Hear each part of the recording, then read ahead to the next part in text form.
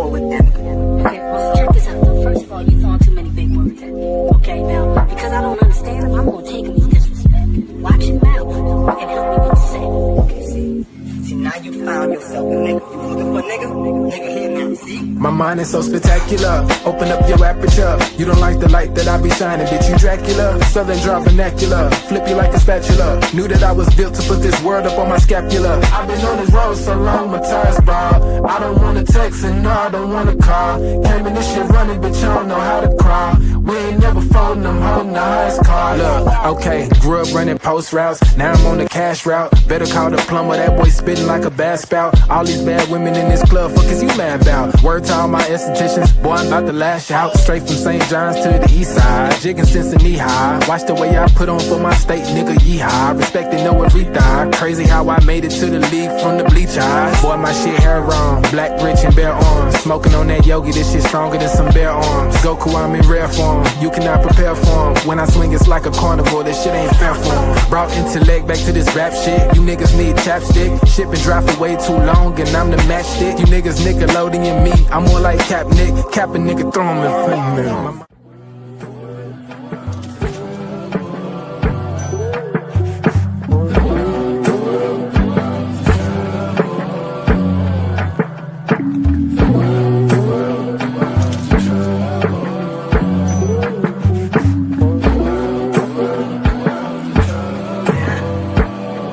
Party favors on the table, you can pick and choose. I would be lying if I said it, I don't get confused. I'm just playing the game and I don't pick the rules. Why trouble always seem to find the ones with shit to lose. About to blow like we just lit the fuse. We double dutch into this dough, I get this shit in twos. Push the button, get it started, put that shit in cruise. A little dust up on his heart, I barely get to use. A fool flatters himself, a wise man flatters the fool. Man, I just came to get it started like mechanics with tools. Cause in my hood, if you don't pack a tool, you planning to lose. These young boys deserve Oscars, they be acting a fool. A couple loose screws, but they hammer accurate. Ooh, I know some niggas stuck on drugs and manufacture it too. School of hard knocks, we all got our bachelor's. Food, no cap and gowns, but we all had the master. Party favors on the table, you can pick and choose. I would be lying if I said it, I don't get confused. I'm just playing the game and I don't pick the rules. Why trouble always seem to find the ones with shit to lose.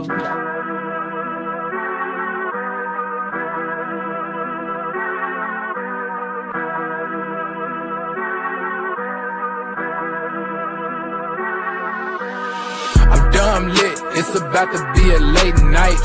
Fresh wax, shawty, show me what it tastes like. Niggas know me in my city like I'm Wayne Wright. Got them looking up to me and we the same height. Ooh, I got it bad, deep in my bag. Foot on the gas, they cannot last. Swimming with the sharks, bitch, that's a great white. Never stopping, we don't even need no brake lights.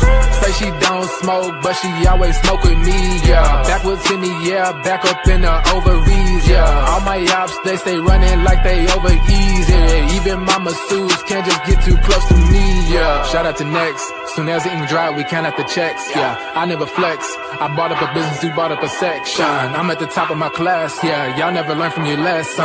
Skywalker gave me the force, yeah. Turn this into an obsession, yeah. I couldn't wait on the team, cooking shit up with just me run play, yeah. Things never are what they seem, but we know the facts, yeah. Charging that shit to the game, but now I pull up with a battery pack, yeah. The bigger they are, the harder they fall, and we can just leave it at fact. I'm dumb lit, it's about to be a late night. Fresh wax, shawty, show me what it tastes like.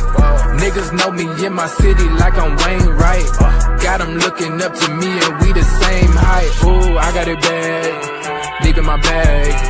Foot on the gas, they cannot last. Swimming with the sharks, bitch, that's a great white. Never stopping, we don't even need no brake lights. Big bro, why they call you big bro? Every time we hit the bank, we deposit zip codes. Well connected with the streets, like we out in Skid Row.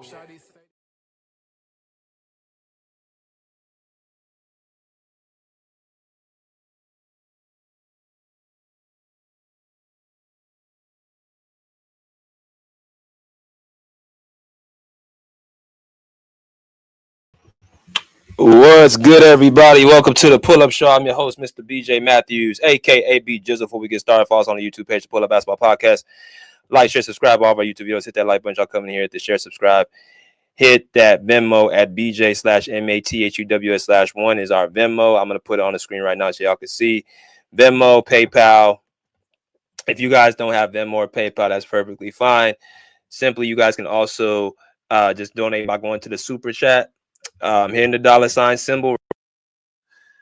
All right, I repeat, if you guys do not have Venmo or PayPal, as y'all can see on top of the screen, Venmo on the left, PayPal on the right, Cash App is out right now. So those are the two things. But if you don't have those two type of ways to give, you guys can simply just go strictly to our actual super chat, and you guys can donate that way. All right, so let me first give another shout out to Path, man, with the $10 donation through the Venmo. He donated before the show. Thank you, my brother. You always been very generous, so I got to give him nothing but props and love. But yeah, man, let's get into the show, man. Let's talk about it. We got 19 people, which have over 19 likes, or we have, let me see, 28 people, which have over 28 likes. Trayvon Randolph, he said, F it, as a Bulls fan, Harden fan for the Clippers should just give ahead and trade Kawhi and Uno while they still have value. Appreciate you, man. The Will to Win says, salute, BJ, salute, salute, salute. Smash the like button. Yes, sir. Yes, sir. Make sure y'all hit. When y'all come in here, if y'all don't donate, don't do anything like that, don't subscribe, make sure y'all just smash the like button. Why is that? Because the algorithms are affected when you guys hit the like button. So make sure you guys hit that like button as y'all come in here. My man Pav says, straight up, Westbrook moving ahead of Kawhi all time on my list. Rings or not, nothing in his career has told me he's a leader.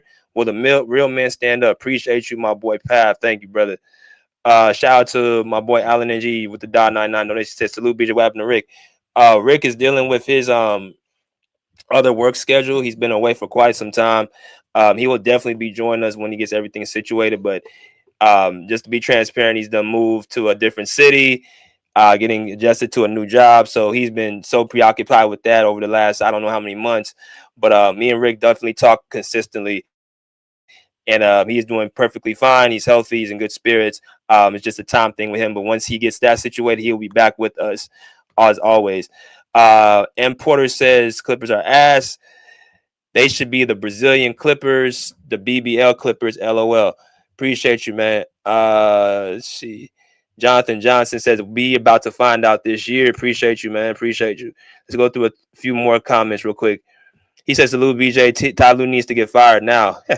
I ain't seen you in a while, my brother. I got an update on it with the show coming in. Not today says Ty Lue expected Kawhi to be like LeBron, high IQ, a coach in the court. So he won't actually coach and just chill in the bench. LeBron made us think Ty Lue's elite. Ty Lue scammed everybody. Interesting comment. Azariah says, salute, BJ. Salute. How you doing, man? Alex, salute, BJ. What's good? What's good? He said, do you have Zelle? I have Zelle, but it's through my bank, Bank of America. So I don't have Zelle as far as like an actual Zelle name. But you guys can just, hit. It doesn't matter.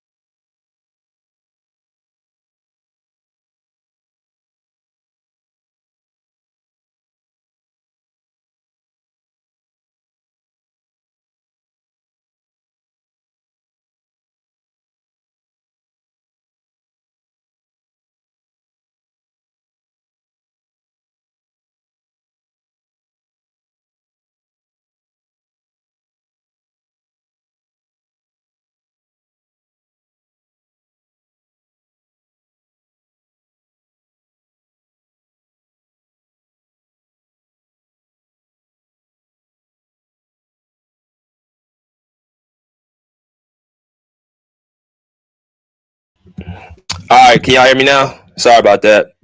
I have my microphone off. I had to turn it back on.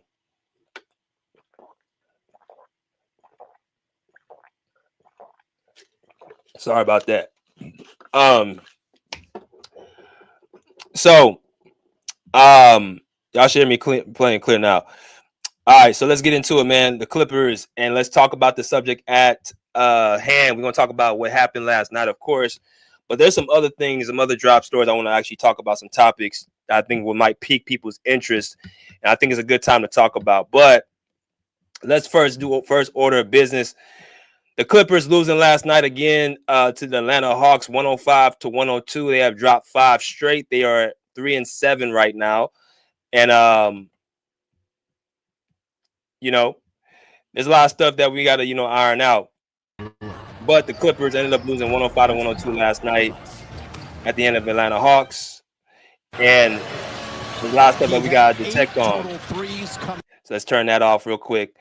The Hawks moved to 6-5, and the Clippers moved to 3-7. The Clippers, the first 10 games have not been good. There's been a disaster in terms of where they're supposed to be at. The expectations come into the season where the Clippers are going to be a team that was going to come in and make a impact, and it's just been nothing but the complete opposite. Which is why I have something to announce when the show is done. So, let's go into the comments. Let's talk about it. It's the stats, team stats, player stats, stuff, man. Team stats. We got to talk about what happened last night. The Clippers shot 43% to the Hawks, 45%. 3-point percentage, 38-31 goes to the Hawks. Free throw, 80-72 goes to the Hawks. Hawks lead all 3 categories. Rebounding, 41-42 goes to the Clippers. Assists, 30-19 goes to the Hawks. Steals, piece. Blocks, 8-9 go to the Clippers. Total turnovers, 12 apiece. Fast 3-point goes to the Hawks. If you look at the fouls committed, 22-14 goes to the Clippers. They have 14 to the Hawks, 22 fouls. Largest lead for the Clippers was 17. Largest lead for the Hawks was 10. All right. Not much of a high scoring game, pretty low scoring game. 100, 502 is considered low scoring in this NBA. So you had a game last night that was very defensive oriented. It was very offensive lacking.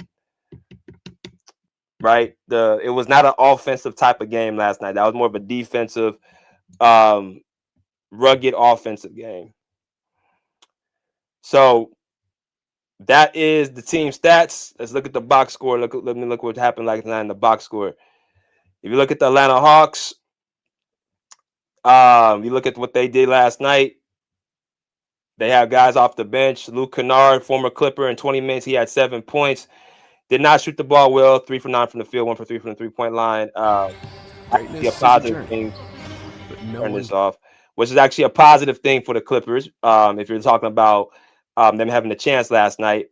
And then you look at down the line from Luke Kennard. You look at Aquanagu. He had 10 points, right? 6 rebounds and 4 assists, 1 turnover, 4 for 10 from the field.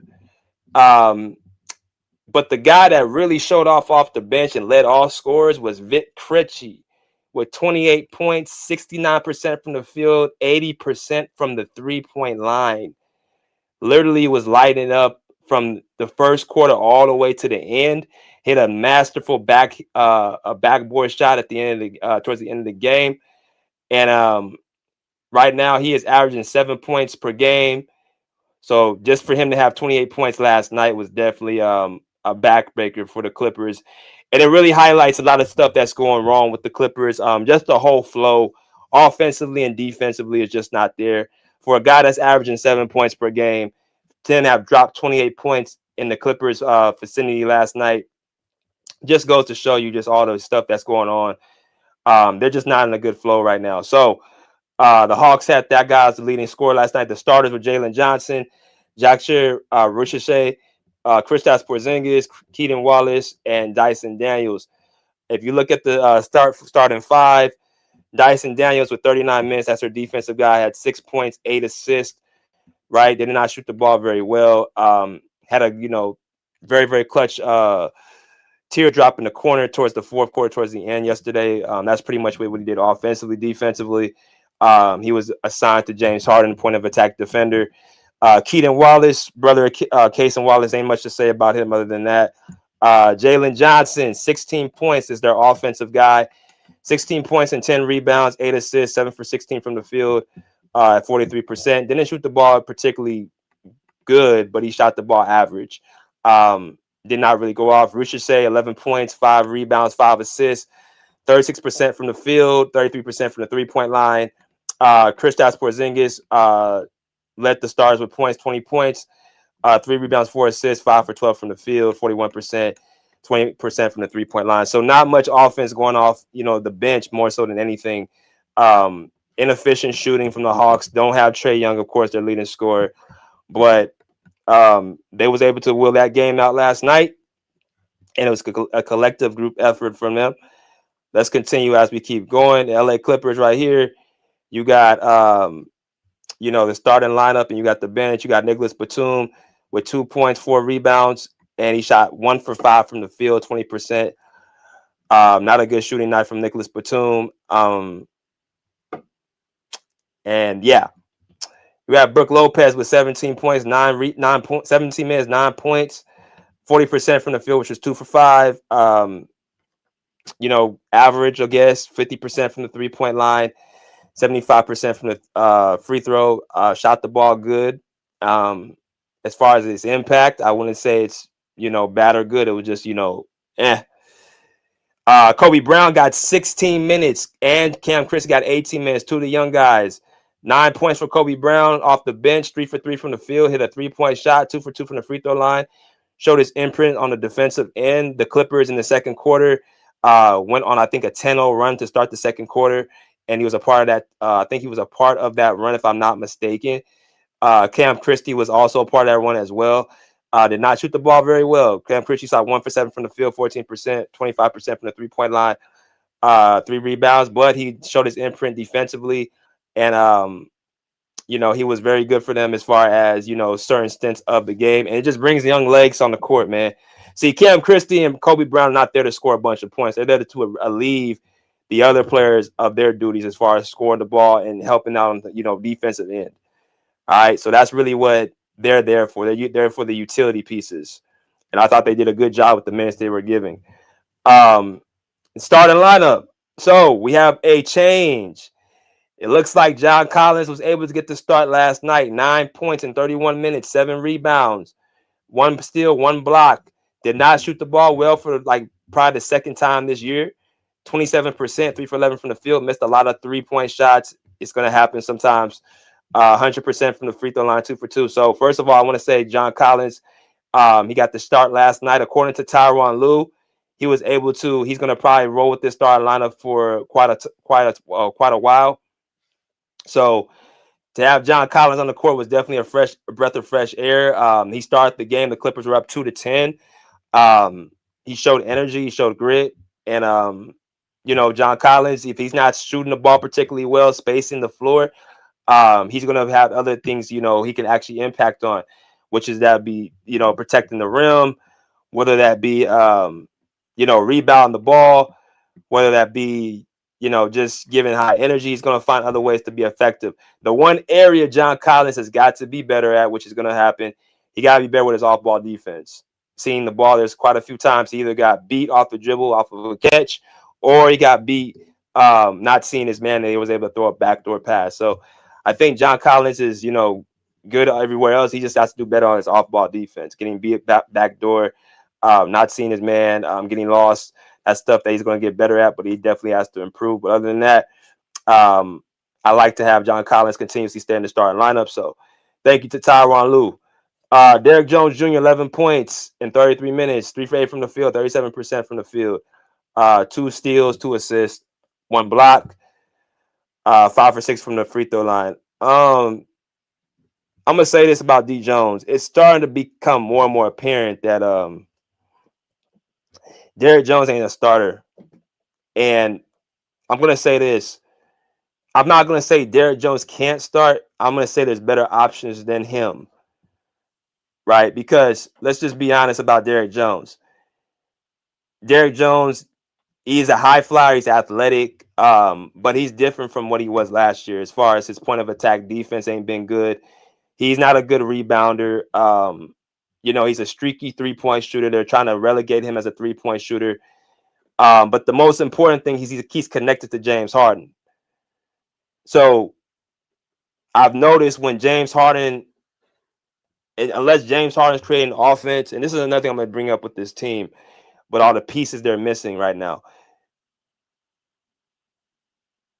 Derrick Jones offensively is forced to be a better version than what he is. He's forced to now have to be able to shoot the 3-point shot, which he's not known for 3-point shooting. He's going to have to be known as being able to create more off the dribble, which he's not known to do that, even though he does it in spurts. So he's starting to show what really he is, which is a 6-man or a 7th man on a championship team, in my personal opinion. Yes, he played with the Mavericks. He was starting. But because of the offensive explosion with Kyrie Irving and Luka Doncic, he was able to be shielded from a lot of stuff. They had a lot of offensive weapons on that Dallas team. And I think people are starting to see, because of that whole, he guarded Paul George narrative, that's starting to fall by the wayside. It's starting to show that he wasn't the one stopping him. It was the fact that they had a scheme. The Mavericks had a scheme to go against Paul George, which is why they were able to be successful. It wasn't Derrick Jones Jr. specifically. And they're starting to see that. Derrick Jones is a good defender, but he's not elite. So what they have now is they're trying to roll with him in the starting lineup, but there's other options to put in the starting lineup over him. But Derrick Jones Jr., solid job. Let me go to Chris Dunn. 11 points, 2 rebounds, 2 steals, 1 block, 5 for 10 from the field, 50%, 25% from the 3-point line. Chris Dunn, they're trying to, now that Chris Paul's out the lineup, it looks like Chris Dunn is becoming part of that, point guard, having those point guard duties. And he's another one. They're trying to elevate his style of his game of play into something he's not. Chris Dunn is not, in my personal opinion, a starter. He's starting on this team, and I think he's doing as best as he can with what he's given. He's known for he's a defensive player. But he's a guy that's going to bring energy on certain nights. I mean, he's going to bring energy all the time, but against certain matchups, he's not going to be very, very prevalent. He can only guard positions 1 through 2. If you talk about guarding guys taller than him, it's going to be a lot tougher. But he's very scrappy, very strong. But that I'm seeing him having to run the offense and him having to score and hit threes. I mean, he's already playing full court defense and already exerting a lot of energy that way. So, now you have to expect him to start hitting 3-point shots, which is a lot on him when you exert that amount of energy. So what I'm saying with Chris Dunn is, like Derrick Jones Jr., they're trying to elevate his game of play because Kawhi and Beal, who are their offensive presence, are out. So yeah, Derrick Jones Jr., for what he was given last night, played good. I thought so, and he played good with the time he was in on the court.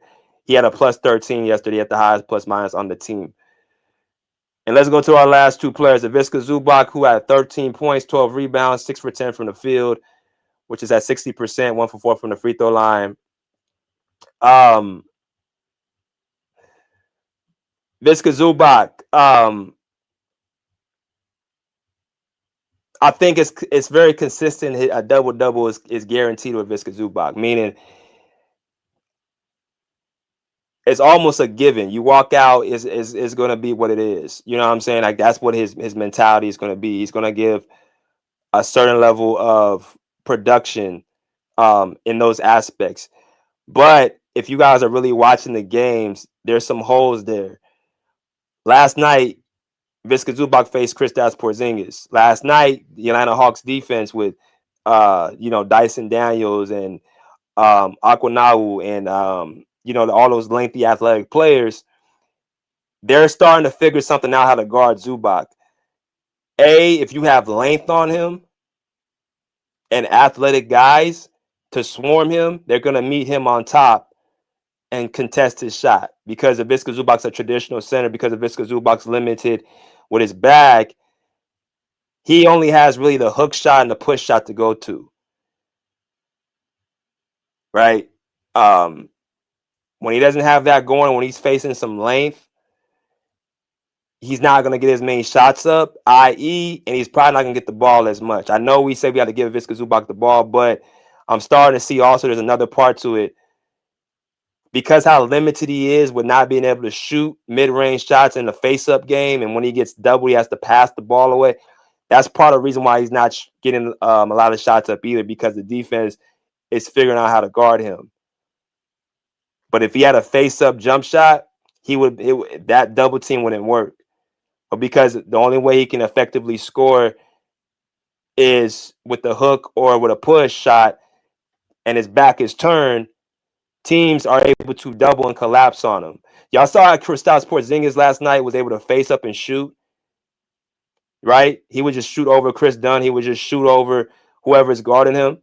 That's a place of Zubac's game he has to improve. Look at all the centers in the league. They all have a face-up game. Joel Embiid, Nikola Jokic, Domantas Sabonis, Jonas Valanciunas. You know what I'm saying? All the centers in the league, they have a face-up game. DeAndre Ayton, they have a game where they can turn around and shoot a mid-range shot. And if you can't do that, then you're going to be a liability, or you're going to be limited. So Zubac has to, if he wants to start, in my personal opinion, start getting more shots up, he's going to have to learn how to get that mid-range going. He also has his free throws, man. Zubac has to be able to hit free throws. He has to be able to hit, I mean, shooting 25% from the line, shooting 60% from the field, I mean, from the free throw line, that also hurts too, because those are free baskets. If they foul you, then he can go to the line. As far as his interior scoring, it's magnificent, but he has to be able to stretch his game out. So that's what I'll say. Harden, last night had, let me show y'all, he had 35 points, 11 assists, 10 rebounds, 12 for 23 from the field, 52%, 42% from the three, and 83% from the line. Triple-double, 30-plus points, 50, 40, 90, 40, 40, 80 game for James Harden. Had 6 turnovers. So the ratio 11-6, 2-1 is not there, but, you know, he did have 11 assists. This is what I'm going to say. I'm going to play a quick clip for y'all to kind of see what I'm going to bring out here. I want y'all to kind of look at something real quick that I saw and what I was seeing last night as well, because I want to show y'all real quick what I'm talking about.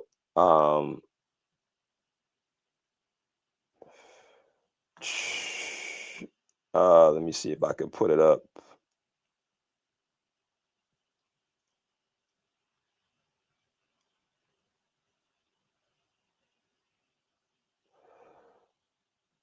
Okay, no, that's not it.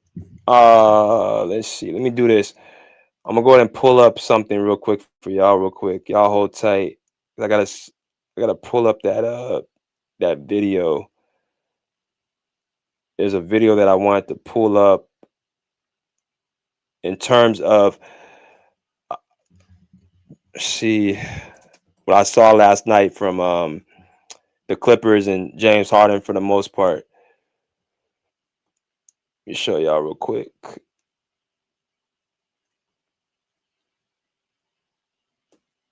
All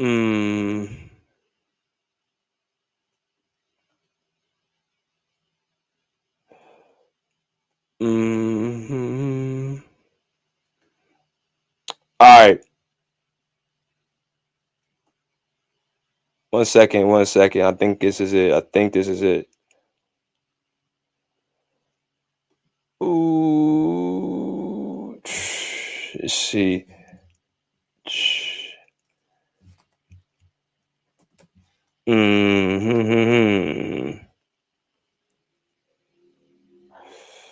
See. Where is it at, man? It should be right here. That's where it should be. Okay. All right. Here we go. This is it right here. James Harden talked about the 3-7 consistency start. I want y'all to kind of hear what he had to say.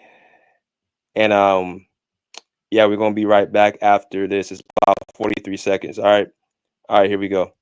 In practice, but doesn't always translate to games. Why is that? That's a good question. Do you feel like I think it's just a part of, like, we haven't had any consistency for real. That's a part of it too. Like, we had so many different lineups, so many guys in and out of rotations. That once we find some consistency, I think that'll help us out a little bit. Like guys are all over the place. Some guys haven't played in ever. Some guys are just put in the rotation. Some guys is new here, their first 10 games. Like that's a lot that goes into it. So I don't think we can pinpoint and put our fingerprint on one thing. I think it's a variety of things that's happening that hopefully we can come to a hold in very soon. All right, so that was James Harden post game speaking about the 3-7 start. He says we haven't had any consistency for real. We've had so many different lineups, so many guys out in and out the rotation. Guys are all over the place. Some guys haven't played in ever. Some guys are just put in the rotation. Some guys are new here. It's a lot that goes into it. James Harden, the 3-7 Clippers. Shout out to Joey Lynn for that quote. So James Harden with a 35-piece triple-double. Shot the ball well from the field and the three-point line. Shot the ball well from the free throw line. The only thing he really had bad was the 6 turnovers and that end of the game shot where he tried to shoot the ball far from the basket and he missed.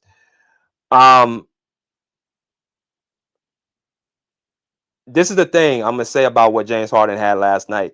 Personally, if you look at everything in a nutshell, Harden, if you look at everything in a nutshell, man, Harden pretty much said a lot of stuff that I agree with, but there's some stuff that I would disagree with.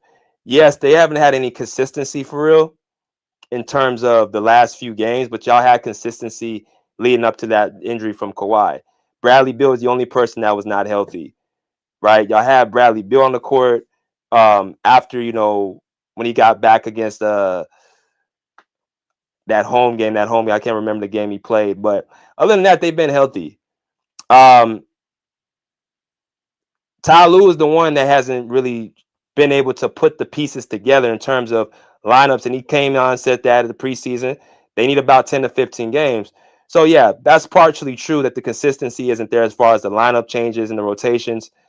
The guys are all over the place and stuff like that. So now we're at the 10-minute mark. Tyronn Lue has a decision now to make. He made a decision last night to start John Collins, which was the right decision to make. About time. He made another decision to bring in some young guys like Kobe Brown and Cam Christie. Now, I do believe that the Clippers need to have more youth on the court. This whole notion that the Clippers are old, well, that's only because they're playing older guys. They were playing Bogdanovich, who's now out the rotation. They were playing Chris Paul, who's older, who it started to become more important and apparent that something happened between Chris Paul and Tyronn Lue. Why Chris Paul is not getting any minutes. He's relegated to the bench. Why he's not getting any time on the court.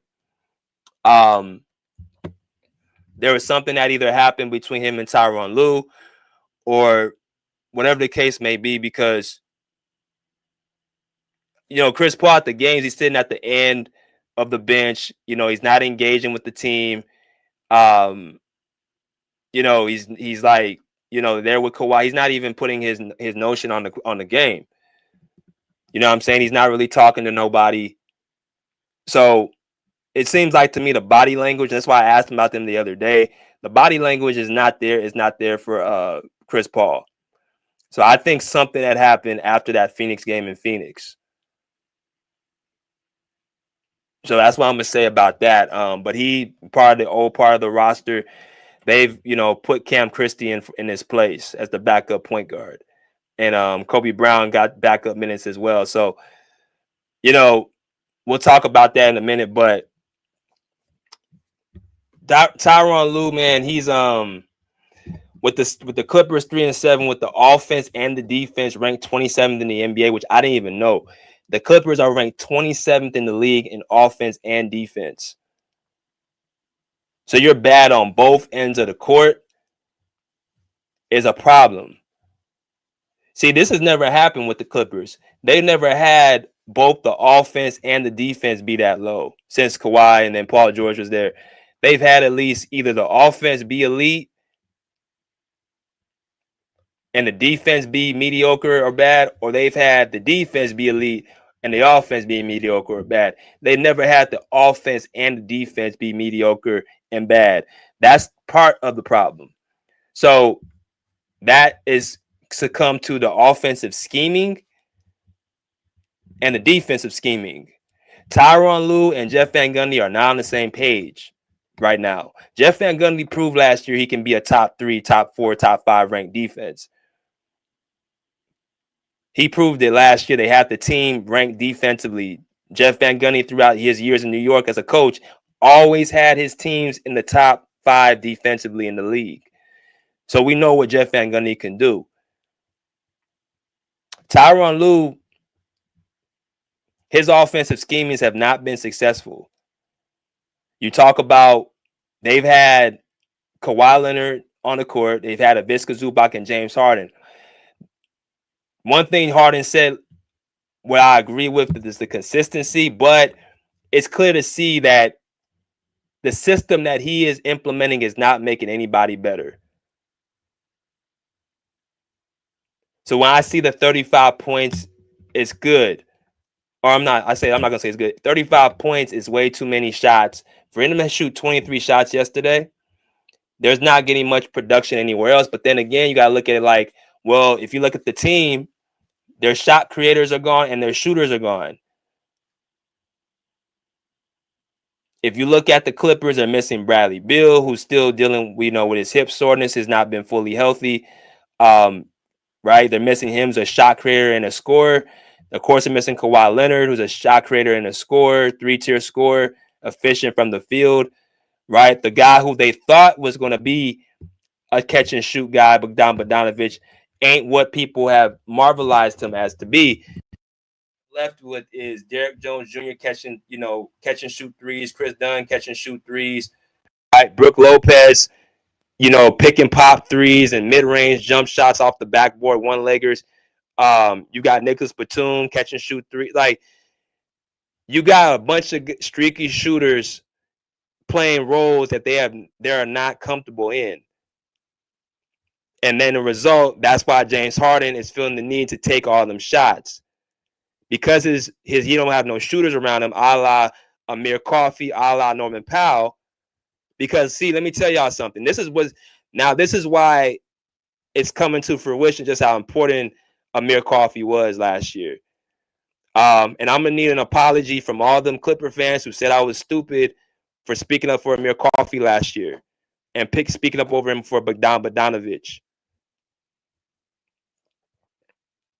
Amir Coffey was shooting the ball, I think, at 48, 41, and 90 shooting splits last year. Start the season off early on. He was averaging, I think, 10 points per game off the bench. He was running the floor. He can catch and shoot. And then all of a sudden, towards All-Star break, there was rumblings that Amir Coffey couldn't play defense. When I had to watch the film, and I'm saying, wait a minute. When you have Amir Coffey guarding the best offensive players because he is a willing defender,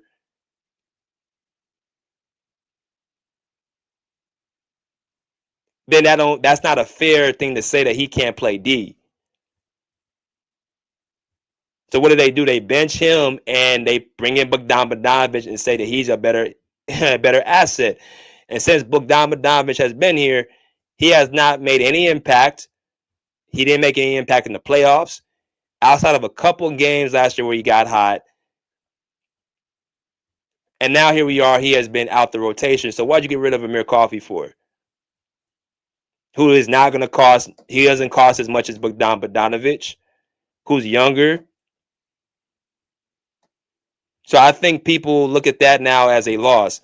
Then you lose Norman Powell, who, in my personal opinion, it was okay to lose Norm because I think because Bradley Beal and John Collins haven't been fully effective in the insert of the team yet. I think we have to wait and see about Norm, but he was their best catch and shoot 3-point shooter. Him and Amir.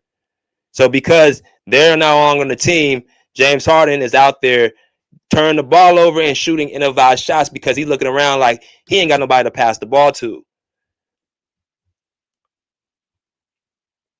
But also that pick and roll with Zubac is ineffective now. Again, y'all are not seeing that no more. There was a bunch of his.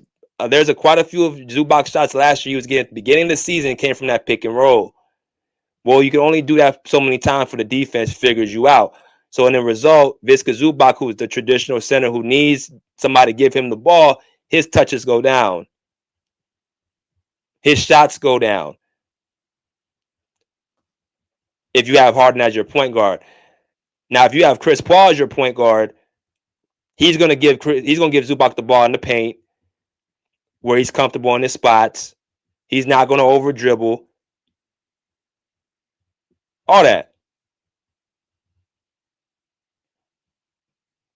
So he's out the rotation. The best player that can play with Zubac's out the rotation. So he's right. James Harden is right. Everybody's all over the place. Nobody knows where anybody's at. You know, guys in and out the rotation. Yada. So he is right about that. So when that happens, it's not really surprising why the teams is so low on defense, 27 in offense, 27 in defense. It's not a surprise why the body language is looking how it is, why guys are out of place. It's definitely not hard to see that. But at the end of the day, games still go on. You still have a season to play. You still have a season. Nobody's gonna wait on the Clippers to get it together. And that's why I get up on Ty Lue, because it's like he act like people is gonna wait for him to get it together.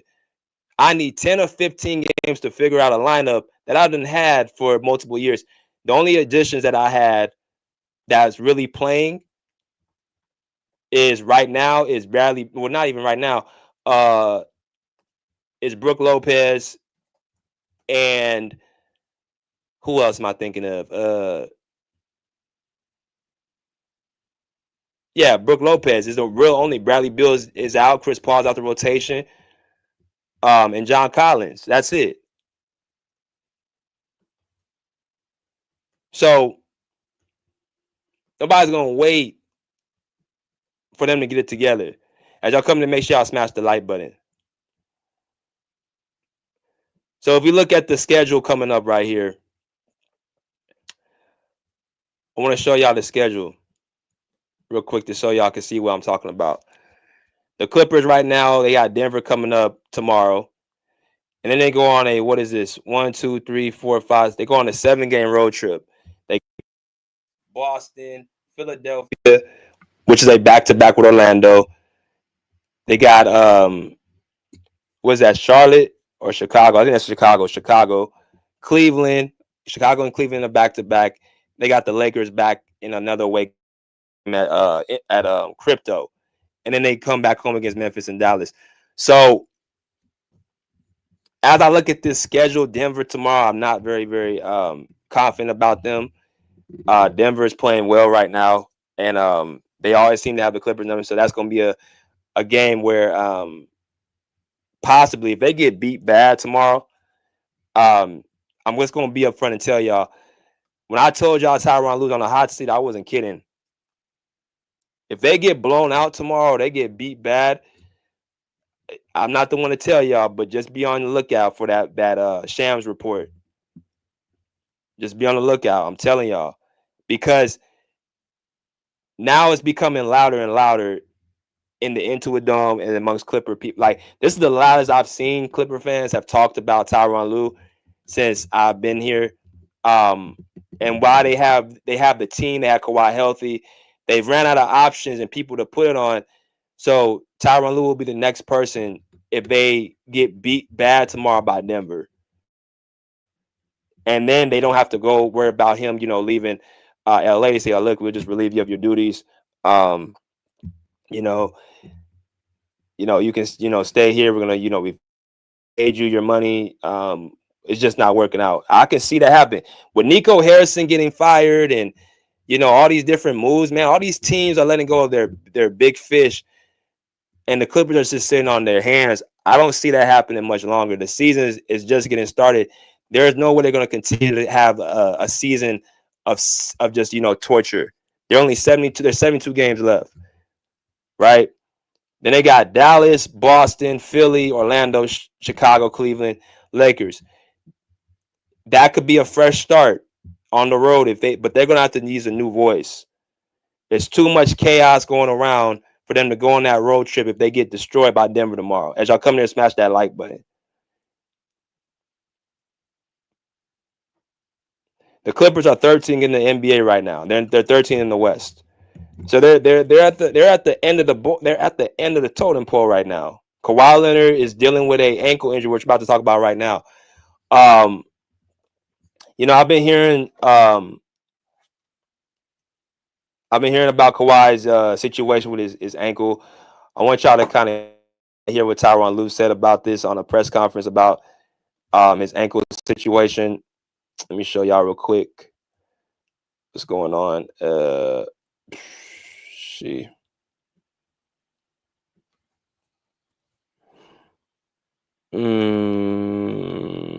Where is it at?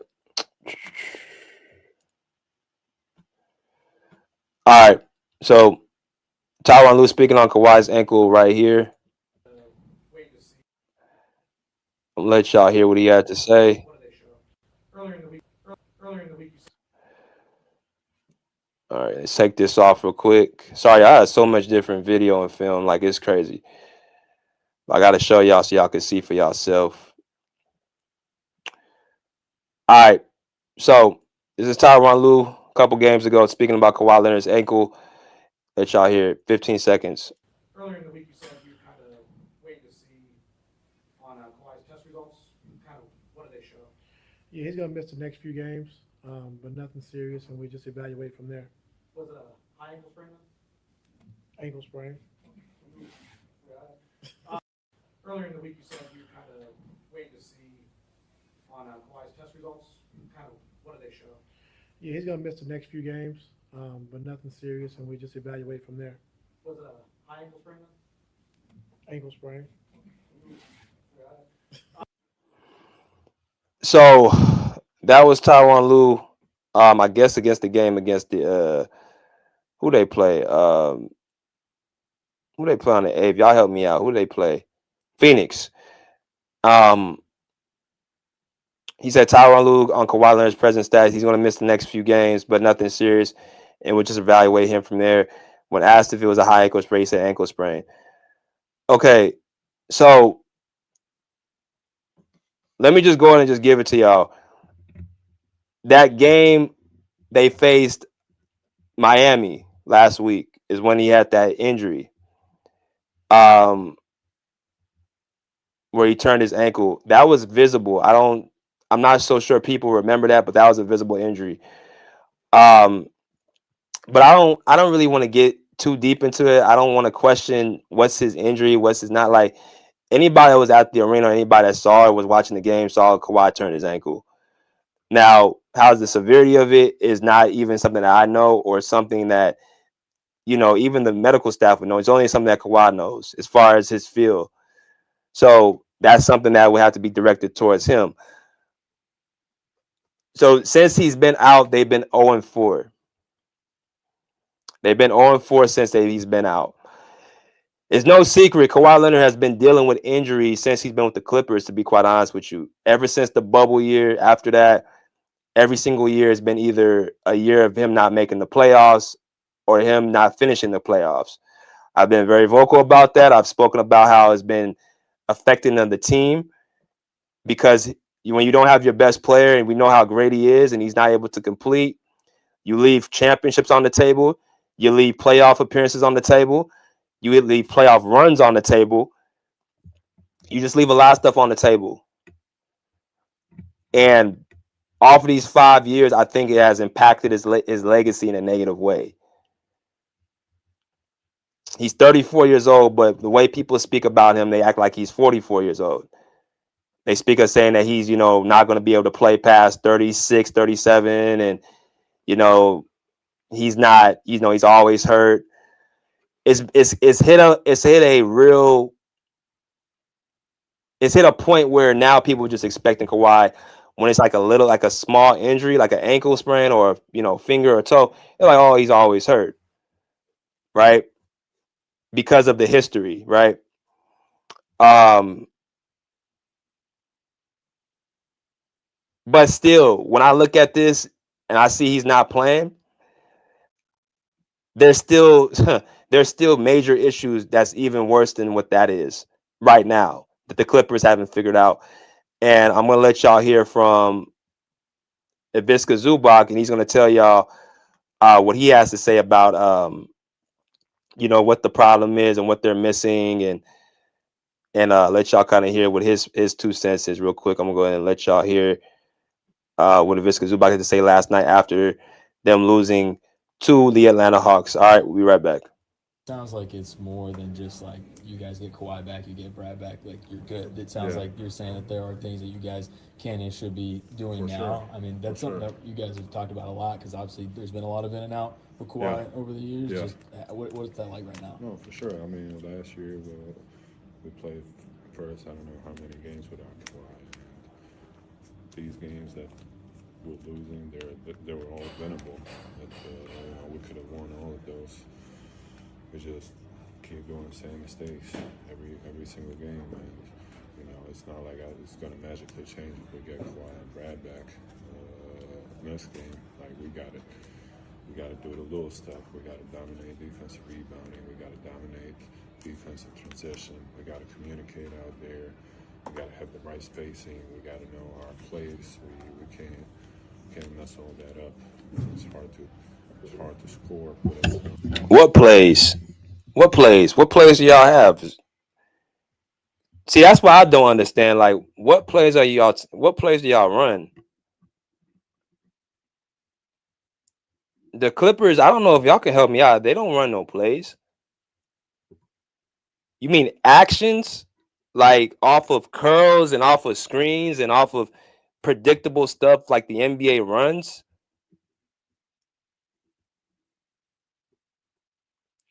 I see the same action ran over and over. High screen pick and roll with Harden in the game. Space 5.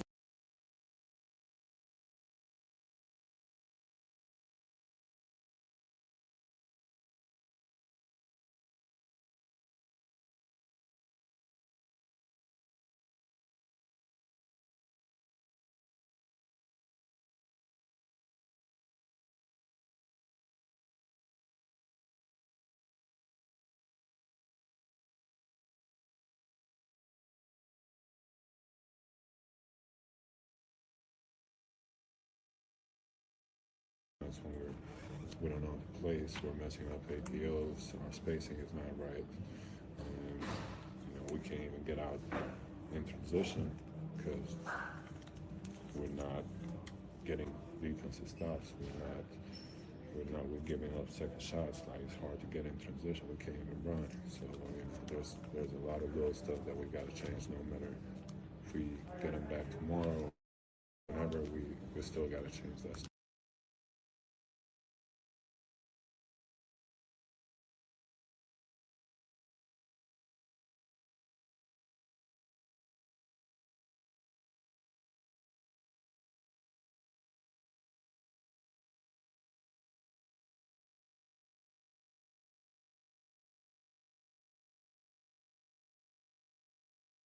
We got to communicate out there. We got to have the right spacing. We got to know our plays. We can't mess all that up. It's hard to score, put up points when we don't know the plays. We're messing up APOs. Our spacing is not right, and we can't even get out in transition because we're not getting defensive stops. We're giving up second shots. Like it's hard to get in transition. We can't.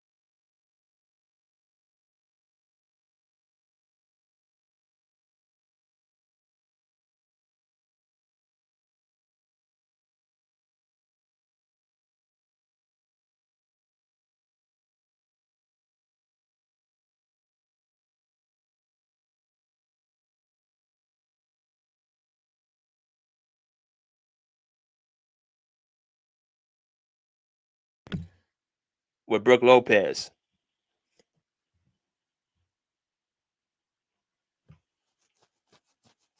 Right? Can y'all hear me now? Sorry. Y'all should be able to hear me.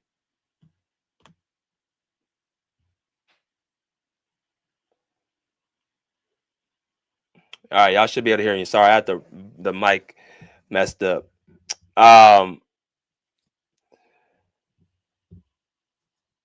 James Harden only gets his offense through simply just passing around the perimeter, picking pops and picking rolls. That's the way he gets his that's why he gets his assist numbers. He can't score nowhere. He can't assist nowhere the way out. That's a problem. But the bigger issue is you can't space unless you have 3-point shooters. That's what I saw really heavily last night. You get rid of Amir Coffey, you get rid of Norman Powell, you got rid of Luke Kennard, right? All your best shooters, you just get rid of, and then you replace them with guys who are not known as shooters. Derek Jones, Chris Dunn, right? Nicholas Batum is a streaky shooter. He's more of a clutch shooter. I like Nicholas Batum in the clutch, but he shouldn't be shooting 5, 6 3-pointers in the game. He should be guy to hit shots in a timely way. You shouldn't be calling numbers for Nicholas Batum to shoot multiple threes in a game. I don't want to make Nicholas Batum my shooter. Bogdanovich, they have said he's a shooter, but as we can see, he ain't what people put him out as to be, right? John Collins, he can have an off night, even though he shoots the ball well, even though he can score, you know what I mean, in the midi and the 3-point line. He's a scorer more than a shooter. So you don't really have these catch and shoot guys. And the type of offense Harden runs, he needs catch and shoot guys. So because he's not getting that, it's taking the energy out of him that he's putting all on offense and no on defense. Can't help on the boards, can't defend, can't stay in front. And then you have a coach that's not refusing to go zone so he can eliminate that liability on defense, saying, okay, he can't stay in front. Let me go into a zone then.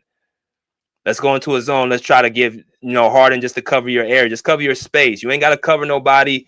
Just cover your space. Like, none of these adjustments are being made. If he was in a zone, that would make it harder for defenses to score where the game would slow down and you can get in transition and you can get timely rebounds. But when you have to be in a man and these young guys are flying past you and, throwing alley-oops and, getting in transition, yeah, Zubac's right. It looks like they can't even get in. They can't even get set up because y'all are a half-court team, not a full-court team, and that's okay. But you have to play. You have to make the other team adjust to you. When Bam Adebayo was going out of Visca Zubac on the perimeter, you know what they should have been calling? Zubac, get you in the post and go at Bam Adebayo. I can deal with a player having their night, but what I can't do is him having his night and then you not being able to have your night with able to match him.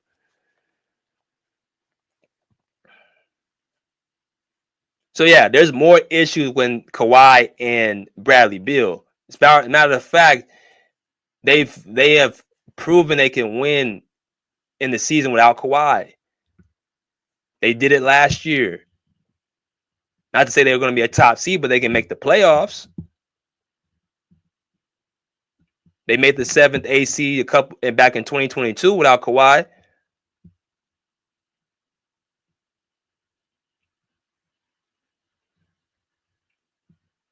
There's been many times they've proven without Kawhi on the lineup they can still win games.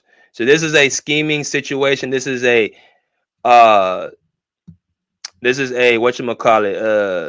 scheming, lineup rotations, all that in one.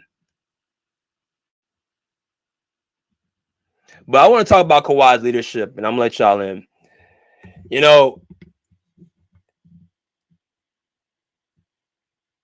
I think the notion is, let's blow it up, let's get rid of Kawhi, let's do this. It's like when you ask people, when people say that, they can never follow it up with why they should do it. Why would you get rid of what you're gonna do? Well, for what? See, a rebuild is something that you do when you don't have anything to go with. A rebuild is when you have a player that is not used to winning. That's when you have a rebuild. A rebuild is a person that is not in his prime. It's for people that are not in their primes, who are not nowhere near close to winning, or the expectations aren't to win. I'm gonna ask y'all a question. What were the expectations with Kawhi Leonard on the Clippers? What are his expectations to this day? It's to win a championship or go deep into the playoffs, right? That is the expectations. Whether you're a Clipper fan or not, your expectation when you got Kawhi on the court on your team is to win a championship. That is your expectation. So therefore, there is no such thing as a rebuild when it comes to him. There's no such thing as a rebuild. You can retool, but you can't rebuild around a player who's wanting to win a championship. Now, I do get the sense of people saying his availability, but let's just look at something very quickly. Last year, he completed the playoffs last year. Showed that he can come into a playoff series and complete it and then go into the offseason without any injuries or without any type of surgery. Once he got that monkey off of his back, now we can see him play and start the season off fresh. He came into the season fresh this year. He wasn't hurt. He came in with no restrictions, no minutes restrictions, none of that. He was looking elite on both ends of the court.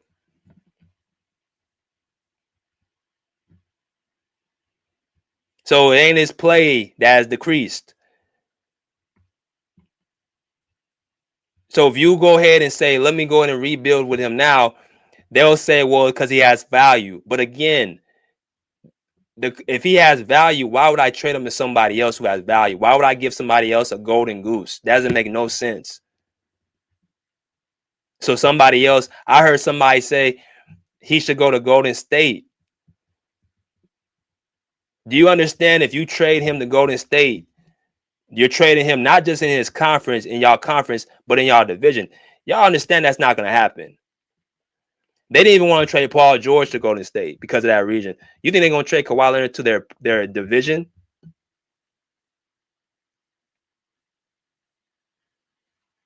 So when you talk about a rebuild, what is your alternative?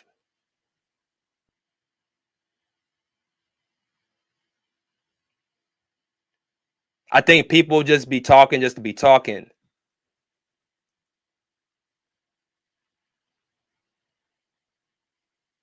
Without really thinking deep through. Instead of him, every time he has like a certain injury, like an ankle sprain, like that's the reason to get rid of somebody because of an ankle sprain.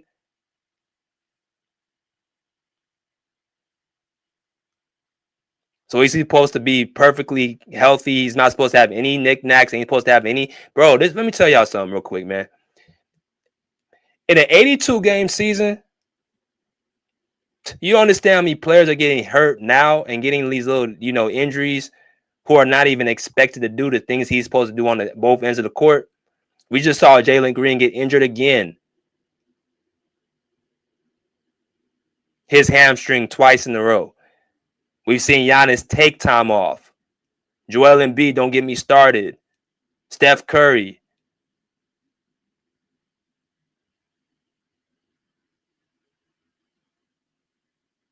Ja Morant. Like, dude, this is an 82-game year, man. You're going to be hard pressed to find anybody that can play 82, hell, even 70 games.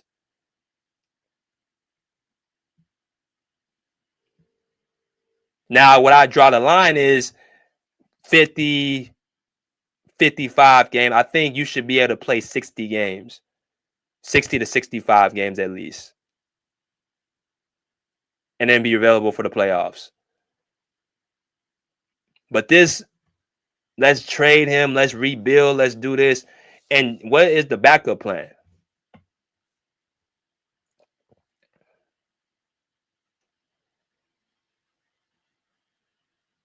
You have none. So you can't sit here and make a claim and not have a plan to back it up with it. Who are you going to match with his value? And don't tell me bringing some young guys to fill up an Intuit Dome who you just made. Like, you're not going to do that. You've already got rid of Paul George. James Harden right now seems like the main attraction. You got rid of Russell Westbrook. They've already, and I'm not saying they made some badass decisions. I'm not trying to hold y'all. They've made some badass decisions. They've gotten rid of players they shouldn't have gotten rid of, like Amir Coffey, like Luke Kennard, like Norman. They've gotten rid of players they shouldn't have gotten rid of. Please do not follow up with getting rid of their number one asset and then go and telling me, oh, they need to give it to somebody who has some value.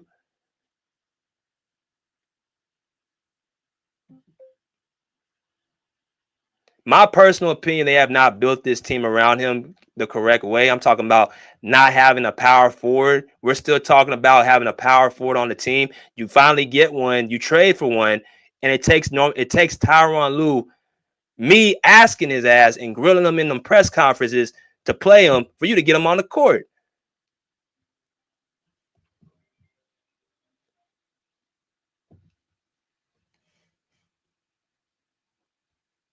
It took all that for him to get this man on the court.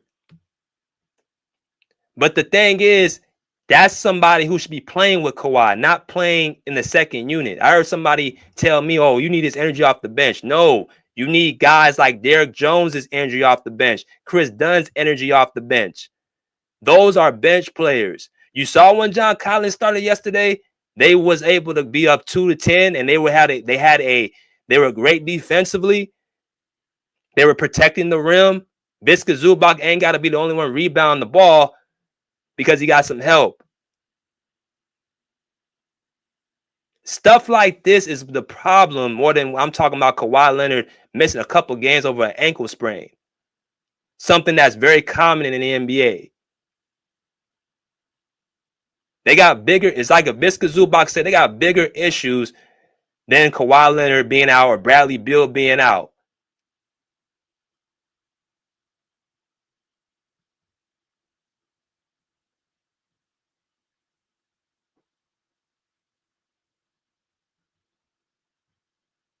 They're playing an inconsistent offense. As anybody can see, they got James Harden running the offense, asking for a screen at half court from their big man, their traditional big man, calling for a screen every time he touches the ball because he can't get past nobody. Hit my point guard shooting 23 damn shots when my shooting guard is getting like 6 to 7. My big man, who's the most efficient player on the court, getting 10 shots.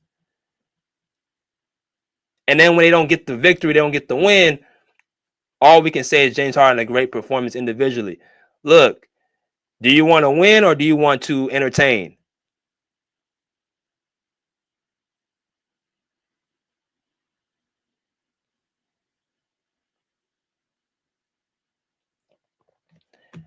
Now, while Kawhi Leonard has this ankle sprain, I want to talk about his leadership. Look, I'm gonna let y'all just hear from certain people about his leadership style. I mean, I think we need to actually hear from the horse's mouth, and we got to hear from certain people because I keep getting this claim like, oh, Kawhi ain't leading his team, and who was the leader? And he didn't lead Toronto. He didn't lead this. He didn't lead that. All he had to do was just come in and, you know what I'm saying, the same dry ass narratives I've heard time and time again, the same whack ass talking points I've heard time and time again, because doesn't really feel like talking to the media all the time. And I've grilled Kawhi throughout the years, but what I'm not going to do is create a narrative over somebody because, you know, everybody else that's the most popular thing to do.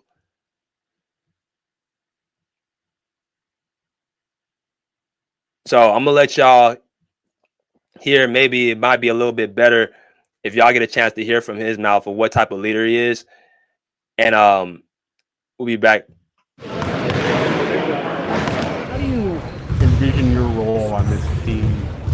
starting out? Everything I did before, bringing it on the offensive end, defensive end, being a leader, letting guys know what to do on the court, and just keep pushing them and bringing energy. We're building a new team this year. It always takes time to create that chemistry, and knowing where guys are going to be. Me letting know where my spots are, letting them know where my spots are, and that stuff takes time. It takes practice and gameplay. This is my first time living in Canada, playing for the Raptors, so I got a lot to learn.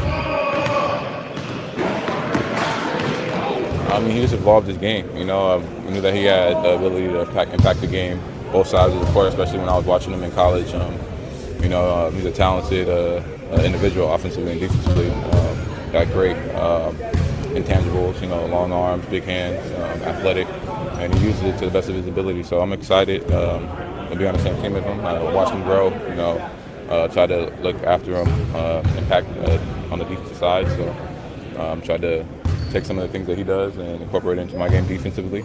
So I'm excited to be able to learn from him and have him on the team. Our offense is kind of equal opportunity, right?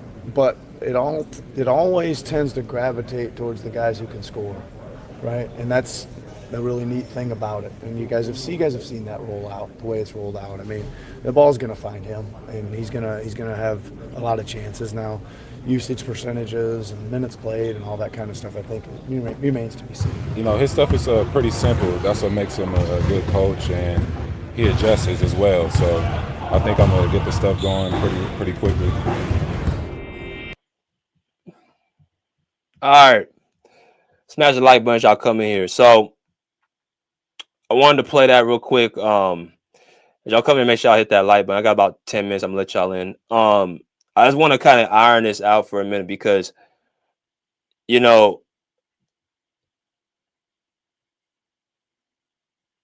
leadership is very important to win.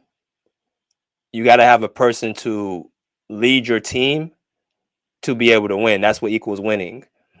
And leadership ain't always the best player. You look at the Golden State Warriors, you look at the leaders, Draymond Green. Right, that's their leader. That's the guy that's their vocal leader. And something else I noticed too. The same smoke, the same smoke they give Kawhi, bro, for not quote unquote being the vocal leader and talking, is that they don't give that smoke to Steph Curry for whatever. And again, for whatever reason. Because if you look at that team, Steph Curry don't have to really talk much. Nobody gets on here and say Steph Curry ain't a leader.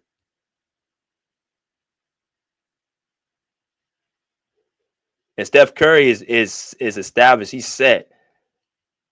I'm taking away from him, but if you're gonna call Kawhi out for not talking the way he needs to be talking, we gotta go down the line and talk about all these other players. Or what you think they don't do. I'm not even saying Steph Curry talk because he does talk. There's a certain, I guess when I look at leadership and how I look at, do people follow you? Not how much you open your mouth. Just because I'm the loudest person talking, don't mean I'm a leader. If nobody's following you, it don't matter how much you talk. You just sound like a clown. There's certain people that talk just enough where you understand and hear what they're saying. And based off if they follow you,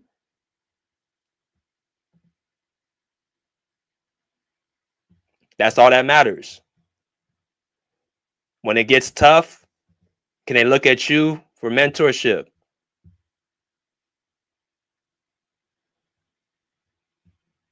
Are you a person that values winning wherever you go? Right? I'll show y'all something real quick.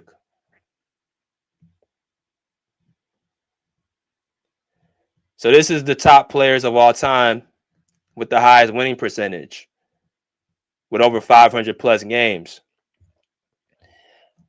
Magic Johnson leads them with 74%.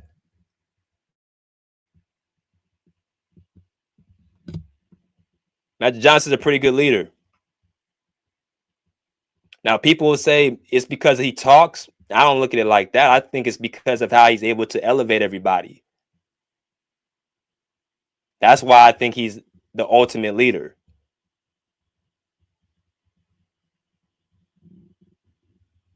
Larry Bird, he's second all time at 73%. Casey Jones, 73%. Michael Cooper at 72%. Tom Henson at 72.6%. Kawhi Leonard at 72.4%.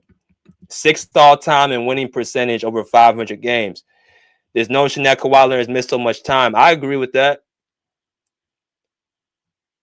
But if you look at Magic Johnson, he got 906 games he's played. Larry Bird's played 897 games.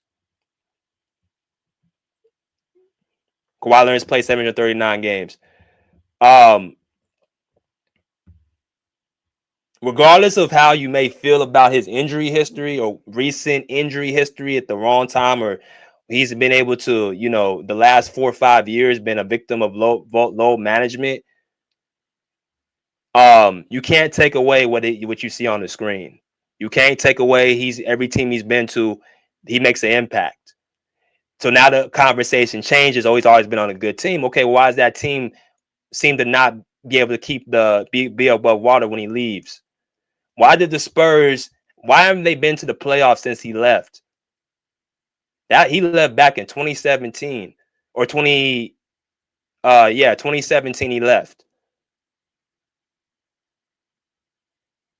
Why can't the Spurs up until this point get back to at least the playoffs under, Greg Popovich, who's a top 3 coach of all time? So what, the Spurs just became a bad team once he left? Let me let y'all hear something else. Let me hear y'all something else, because I think I know where this comes from. He's not a good leader.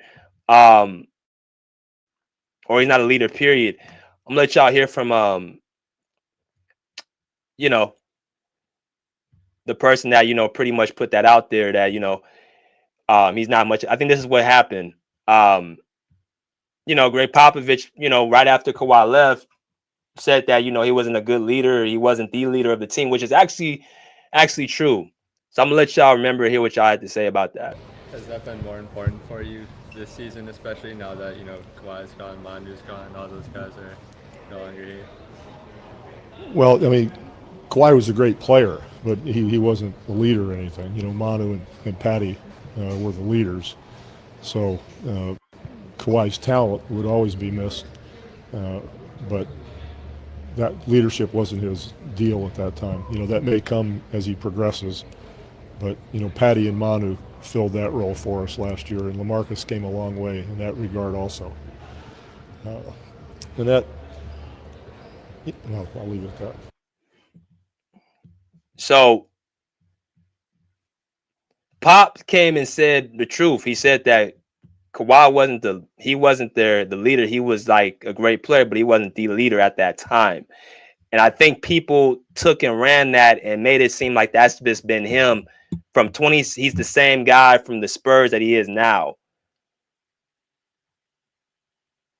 I think that's what people look at him as, the same guy, because he chooses not to talk this around certain people.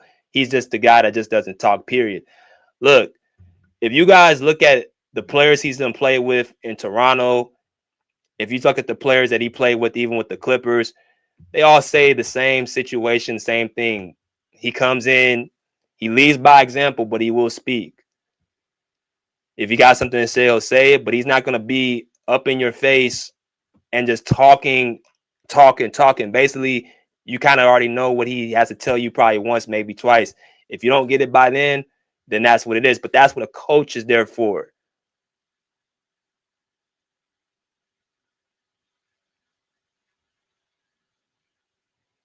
I think that's what a coach is supposed to be there for, to be able to tell their players what to do. I shouldn't have to be able to do my job and your job.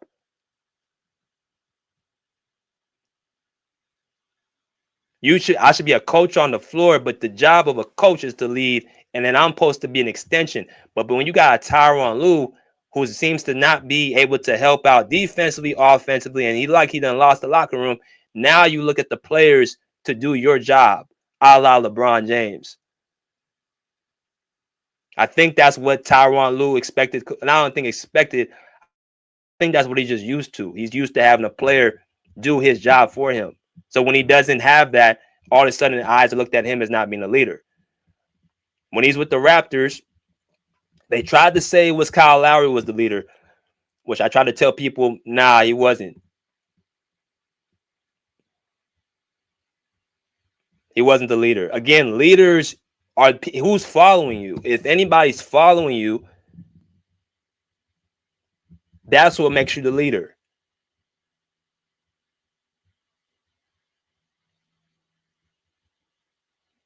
I think this narrative has gotten to a point where it's just like the dude, they got to get off of Kawhi because of, and this is why I really believe, I'm just going to come out and say it.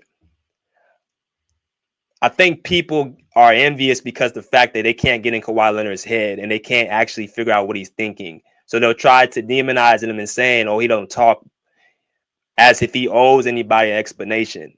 As long as his teammates, the people that are around him daily, got nothing bad to say about him and see his leadership style and the problem, and his coach says the same thing, it really doesn't matter what the outside world thinks.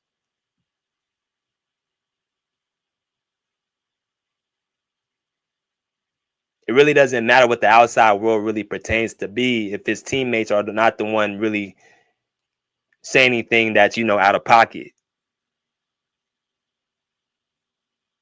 From the time I've been around Kawhi so far, he speaks when he wants to talk. Some people like it, some people don't.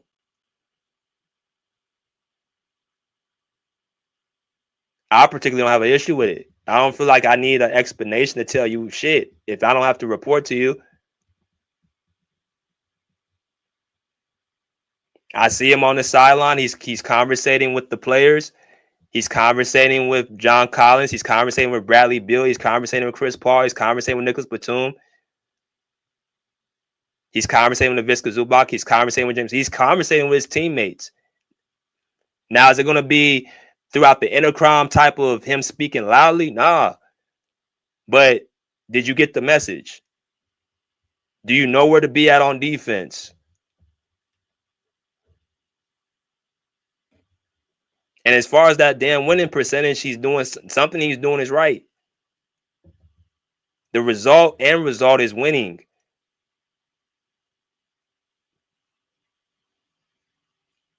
That is a product of leadership. Are you winning? Are you getting the job done? Are you doing what you're supposed to do? If that's the case and that's what happened, and everything, nothing else matters. I don't care how loud you talk. A lot of clowns be talking loud, don't even be saying shit. They just be talking.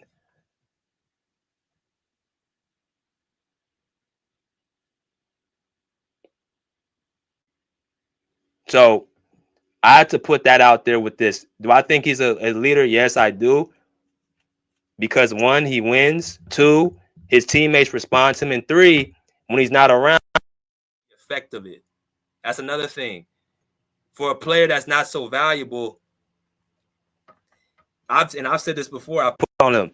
The reason why they haven't won a championship is because the last 4 years in the playoffs, unfortunately, outside of last year, he wasn't able to finish. He wasn't able to finish in 21. He wasn't able to finish in 23. In 22, he didn't even participate. So those 4 years, yes, you can put that on him. But that goes to show his value. So why in the hell would I trade that to somebody else? And if he is healthy like he was last year, and he has a team that's built correctly around him, and the coach actually knows how to utilize the players, you understand that he's going to probably equal a championship. And you know what? That would be another X in the Clippers' belt to say that they're always going to strippers are going to strip. That's going to be another joke.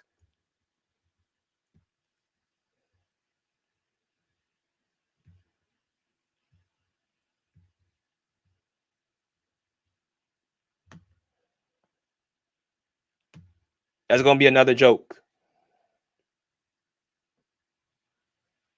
So I'm not on board with moving off of your golden goose. If you're gonna move off him, you know you're gonna give me back in return. And a bunch of role players and sidekicks are not gonna do. Sorry, I'm not doing that. That's just bad business. The Clippers have made a bunch of bad decisions as it is. I wouldn't even want to even entertain that.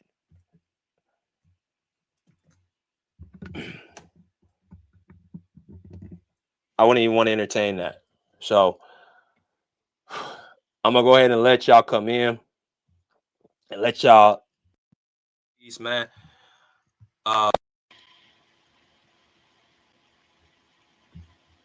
Yeah, I'm gonna let y'all speak y'all piece.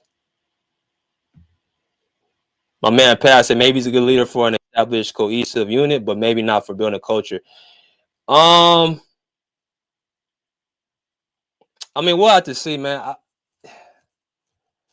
I haven't seen it. All I know is the cat, he wins. So I mean, at that point, you got to give him that his respect. My boy E, what's good, E? Salute, BJ. Salute. You know what I'm saying? What's happening? What's happening with you? Hey, make sure everybody like, share, subscribe to my guy, man. You know what I'm saying? Doing great work. You know what I'm saying? Keep grinding. But to be honest with you, bro, I gotta disagree with you like 110%. I mean, we're not always gonna agree on everything, and that's fine. But I just feel like you are who you've always been, but it's just easier to see when you get older. So it magnifies when you get older, like your tendencies. And this is just even as a human being, like, you know what I'm saying? If you have certain ways about you, when you're young, it might go over people's head. You might not be able to see it, but you've always been this way. And for me, I just think that Kawhi has always been this dude. Greg Popovich told you that's not who Kawhi is. He's a great player, but he's not a leader. Maybe he can grow into it, maybe, but we'll have to see. Like, see, we knew Kobe was a great leader because he was trying to lead at 16, at 17, 18 years old. He thought he was that dude at 17, 18 years old, telling motherfuckers what to do, telling people you're not punking me, showing people like this is what you need to do, this is the work ethic, and then picking people's brains. Kawhi is a little bit more mild mannered, and obviously, when you get to know anybody, especially like an introvert that Kawhi is, of course you're gonna be like, dang, this dude is hella cool. He's hella funny.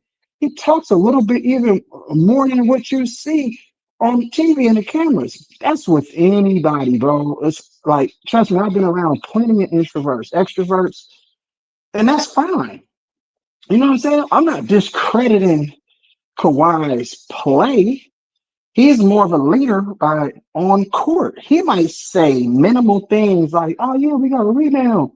What's the name? Pass me the ball here. Or cut and I'll look for you. Da-da-da. It's a difference between people following how you play than following the things that you say and how you play. For me, I just think that he's not that guy. Like, you know what I'm saying? Kawhi would rather everyone or expect everyone to know their job, do their job, and he's going to do the same. But he's not going to get in your face, hold you accountable. We've seen the great players get in people's face, hold you accountable, say, if you come to this team, bro, ain't no joking around. We don't give a fuck about none of that shit. We've seen it. You know what I'm saying? So it's a different type of leadership. And in my opinion, bro, I felt like Kawhi has went to already made teams, you know what I'm saying, that had people that were vocal, where all he had to do was just focus on what he does on the court.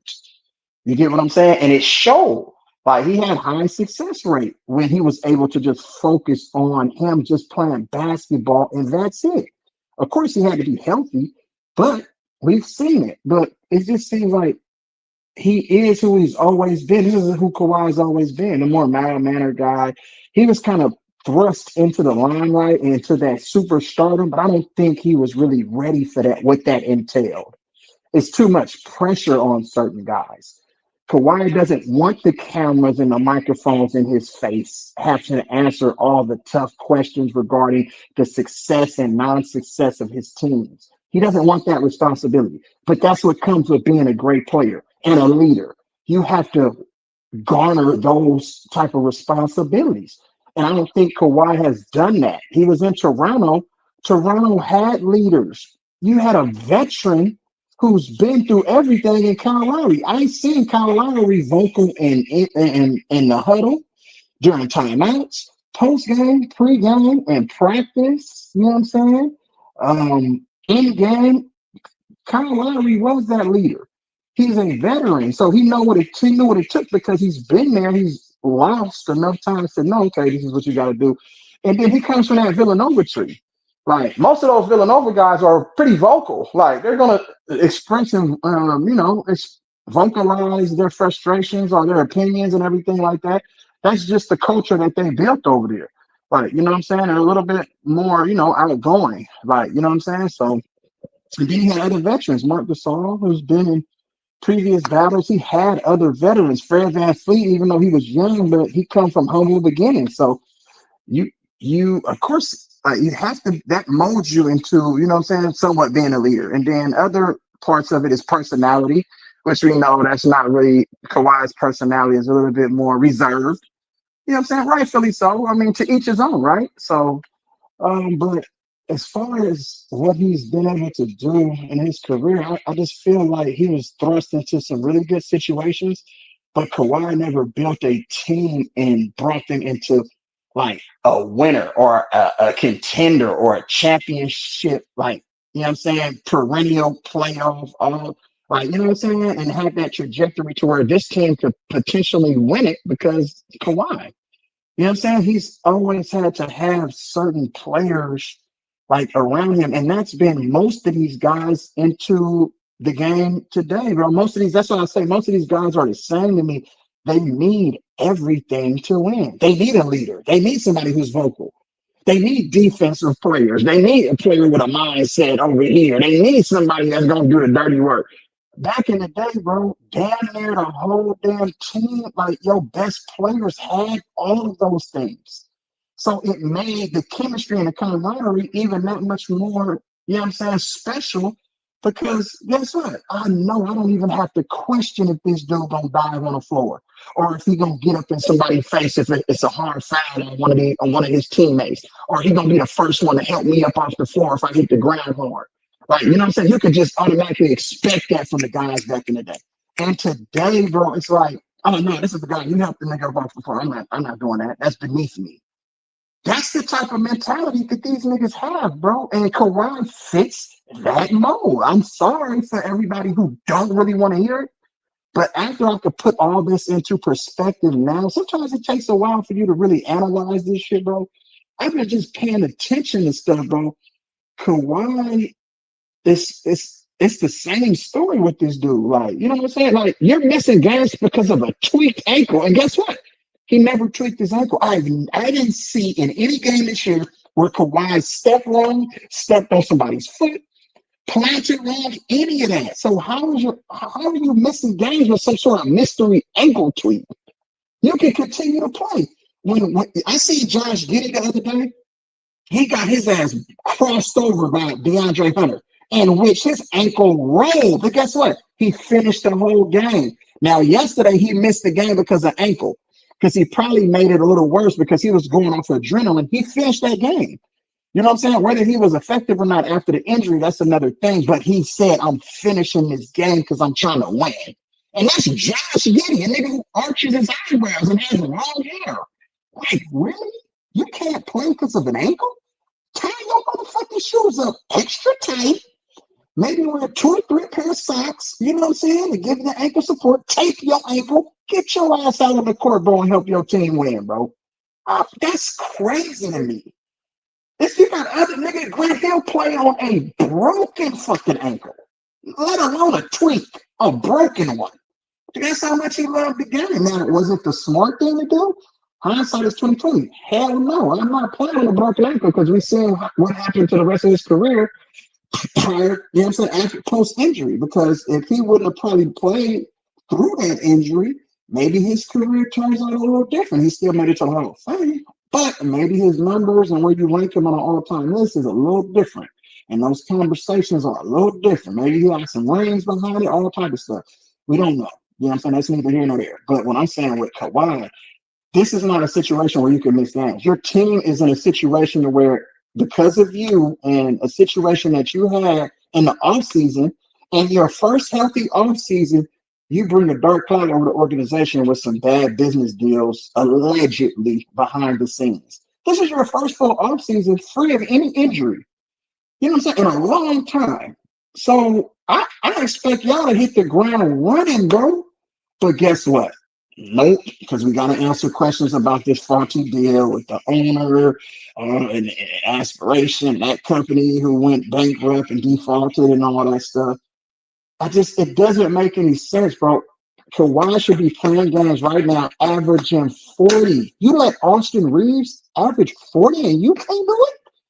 So you mean to tell me Austin Reeves is leading the Lakers without Luka and all those games they played without Luka to victories, but you can't lead your team, nigga, with a full roster with all-star caliber players? What? That's crazy to me, bro. You got to be better.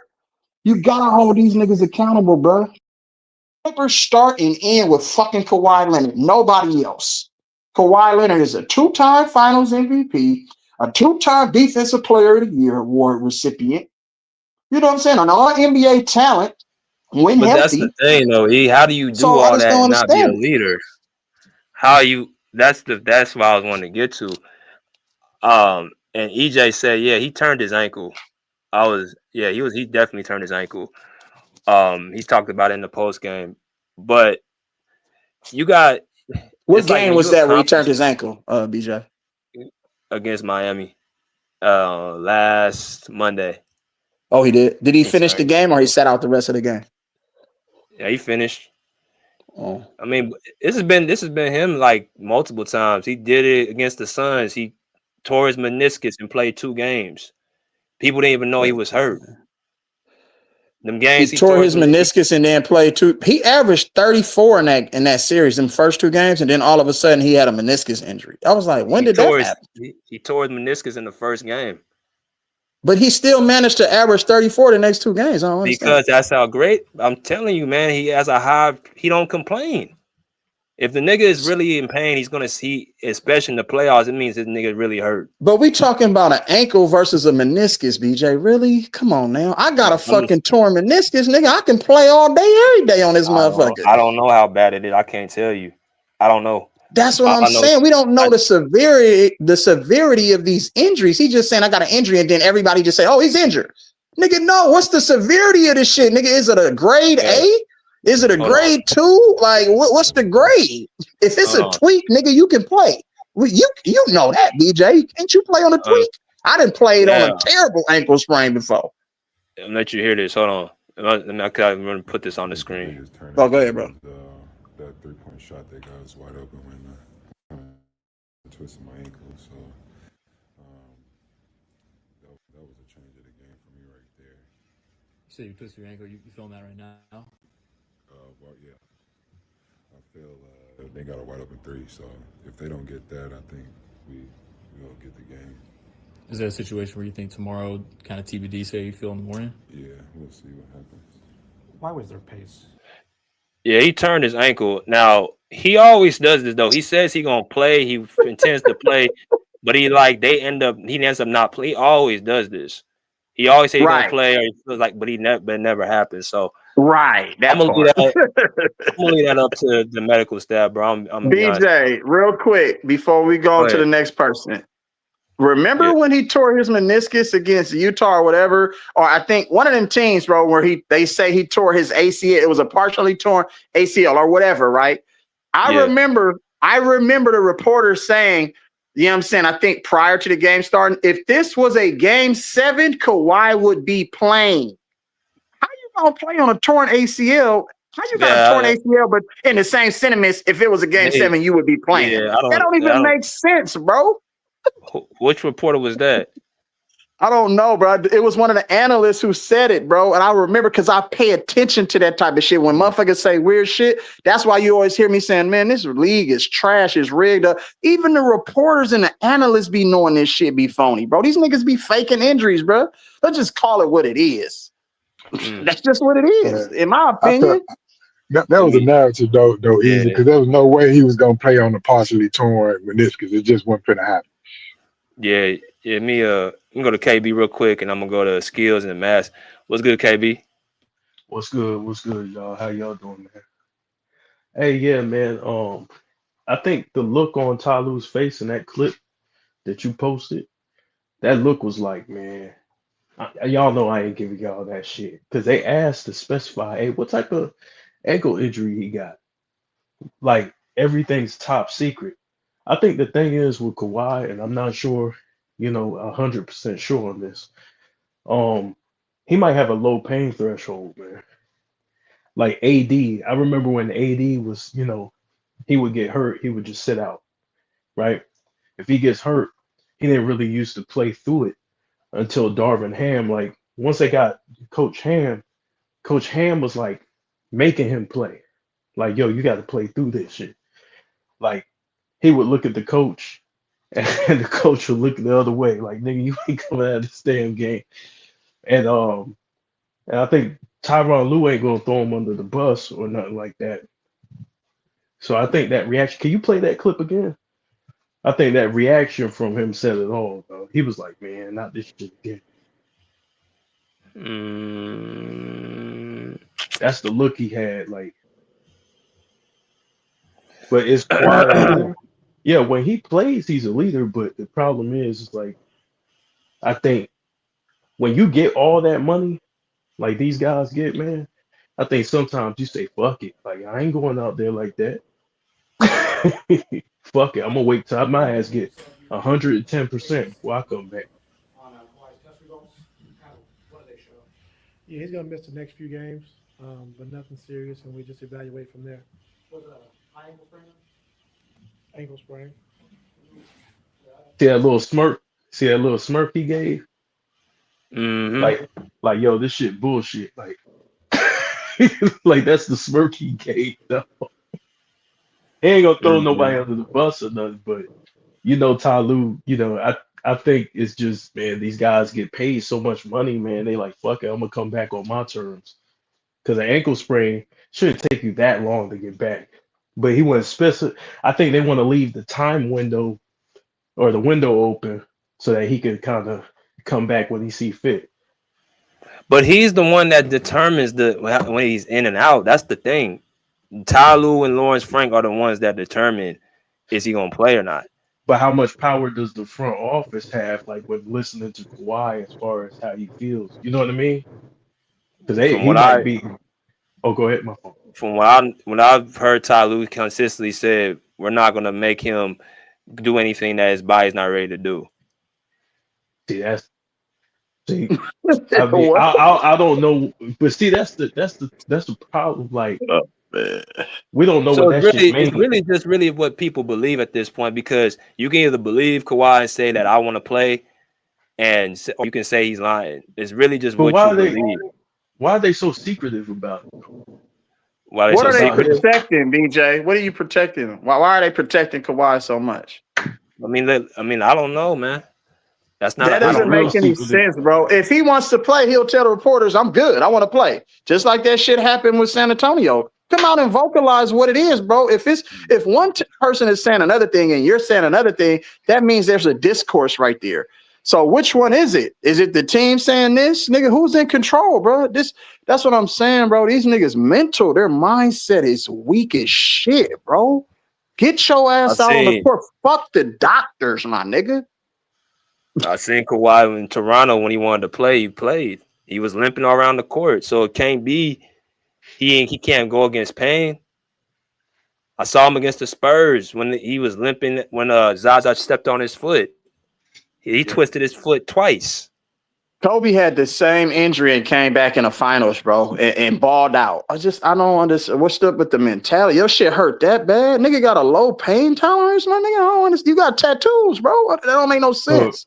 Right now, tattoo hurt, nigga. Shit. You got a low pain tolerance, but you got a million tattoos. Make it make sense, bro. But see, your team is 13th, man. Like, they need him back ASAP. They need his ass in the lineup. I don't think that's it. Like I said, I don't think that's the problem. They lost with Kawhi on the court. Yeah.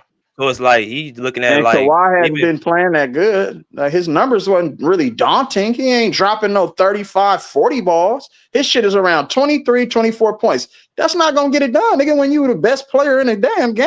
Allegedly, it's supposed to be. Yeah. Let me go to skills real quick. What's good, skills? What it do, BJ? Salute to the panel. Man, we all know what the issue is. Like, we can go back and forth on whether Kawhi's a leader. I think he a leader in his style of play, but is he the traditional leader in the sense that he gonna galvanize the troops and be the one, that voice in the locker room and putting people in their right positions on the floor? No, he ain't never been that guy. And we can sit up here and say that one superstar is all those things, but that's just flat out not true. Even Jordan wasn't winning until he got a Scottie Pippen. You always need somebody in the locker room, the veteran. You need the person that's going to talk. You need the person that's going to be vocal on defense. You need your best player. Like, everybody got different roles. Everybody is not one person is playing every role. It's just flat out not true. But when it comes to this particular team, my question to y'all is, what is Kawhi rushing back to? Like, even at the beginning of the season, it's not like the coach was putting him in the right positions. Like, in game one to start the season, I told y'all that's not how you start a season off. That told me everything I need to know about this team. I'm not shocked about anything that I'm saying. I'm not shocked when we don't make the playoffs or we're a first round X. I'm not shocked by any of that shit because I saw what I needed to see. You don't start a season off like that. Not if you have intentions on winning, trying to get a top 3 seeds, trying to win a championship. That's not how you start the season off. I'm looking at all of the questionable shit that Ty Lue has done. It took this man 10 games to do what everybody on this panel knew what needed to be done in the first place. Collins needed to be in the starting lineup. We knew that in the preseason. We knew that before game one. We knew that he needed to be in the starting lineup. But yeah, we start the season. Ty Lue still giving us this bullshit that he need a 10-game sample size, 15-game sample size. And I told y'all last stream, in 10 to 15 games, your season can be over with. It could be no bounce back, and that's where we find ourselves now. When we're talking about the ankle sprain, it depends on what grade it is. If it's a grade 1, grade 2 ankle sprain, then maybe he can't come back. But if we're talking grade 3 or higher, you can't play on that shit. I don't care how tough you think you are, what you think your pain tolerance is. Some shit you can't play on. It's just like, we're not machines, we're not robots. We are human beings with flesh and bones. Some shit you can't play on. Now with Kawhi, he gonna get looked down on because he has a history of being injury prone. But what I would tell people to think about is, when did that injury history start?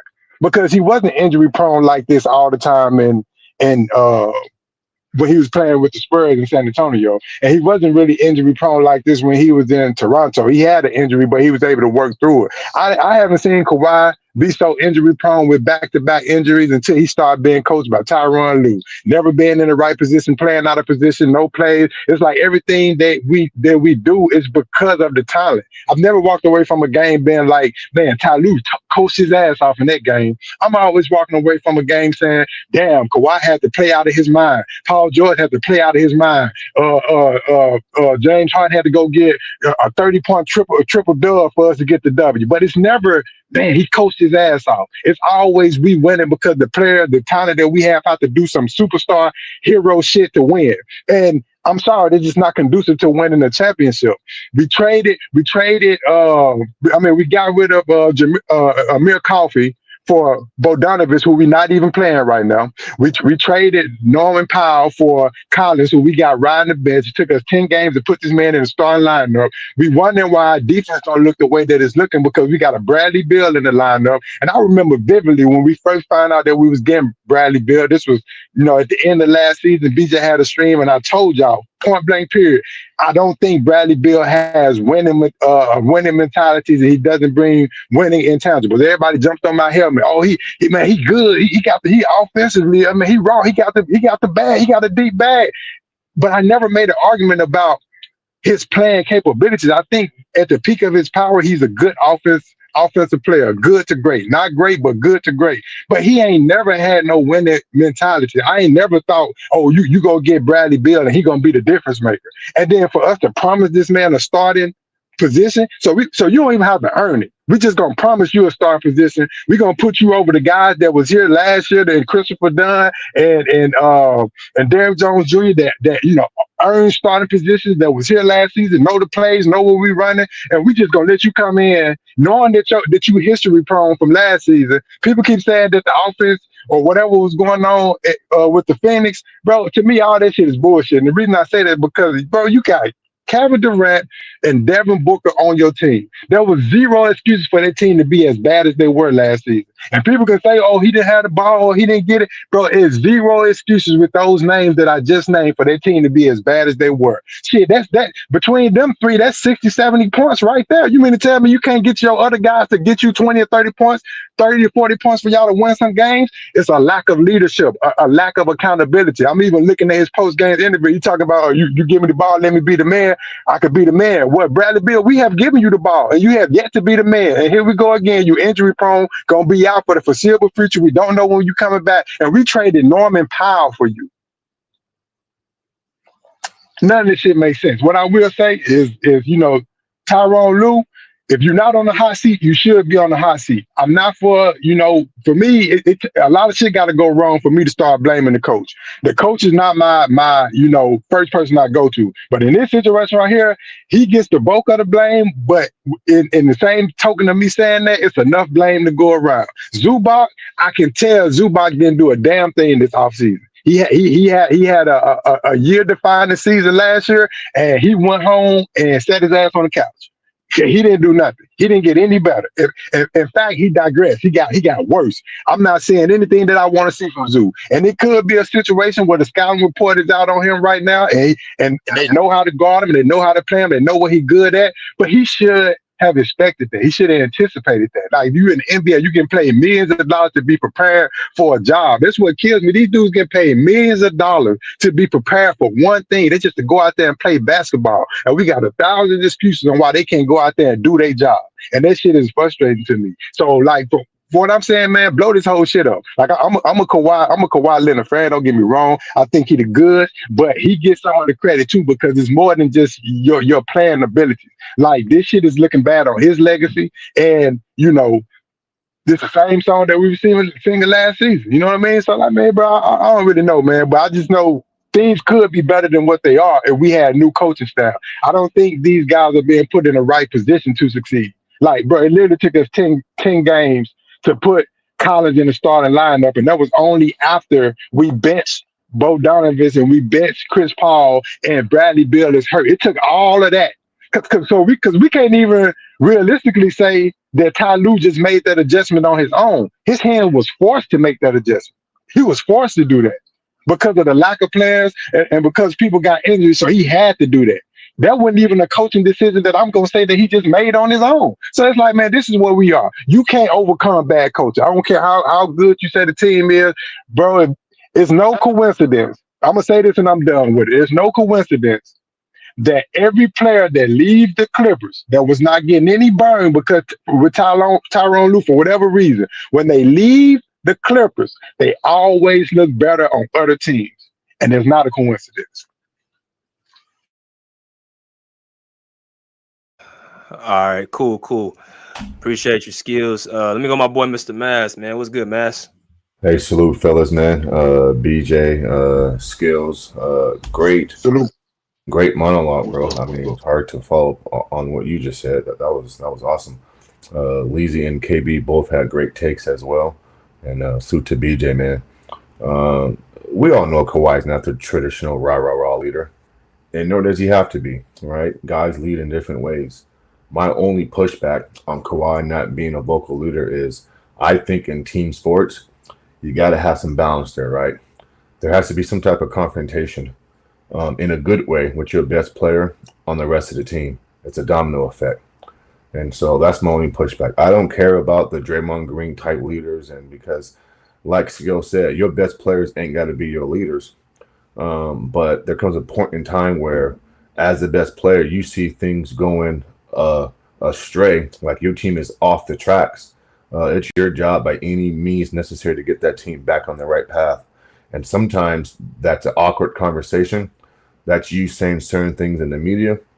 That's you imposing your will on national TV games, challenging your guys, right?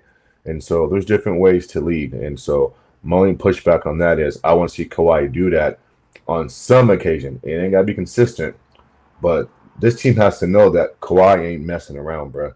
And I just feel like, Kawhi's personality, it is who it is. We can't change him. I mean, his upbringing, who he is. I mean, we are who we are, but we got to go against the grain.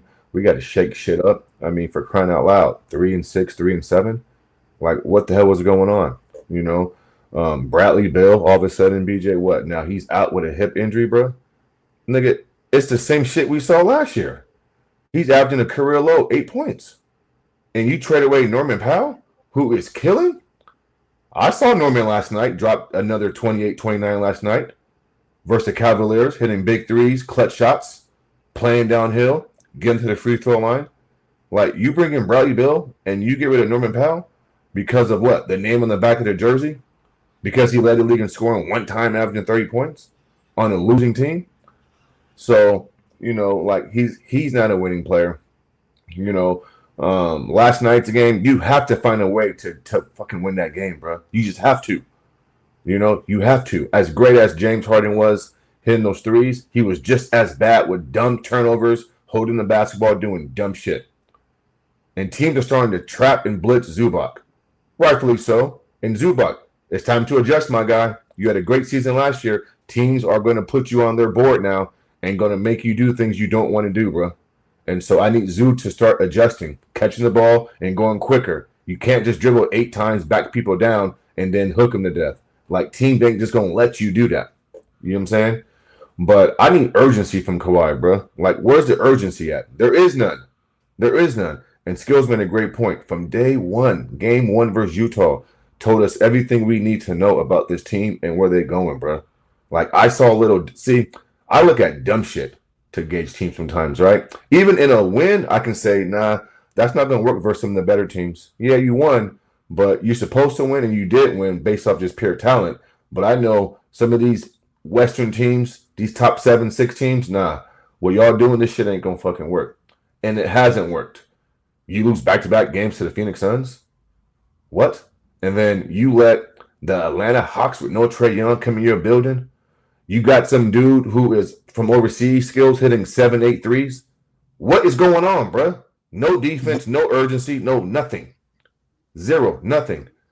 Ty Lue got his arms folded, just looking confused. You know what I'm saying? And so, if you dig too big up a hole, you know what I'm saying, the question becomes, can you get out the hole?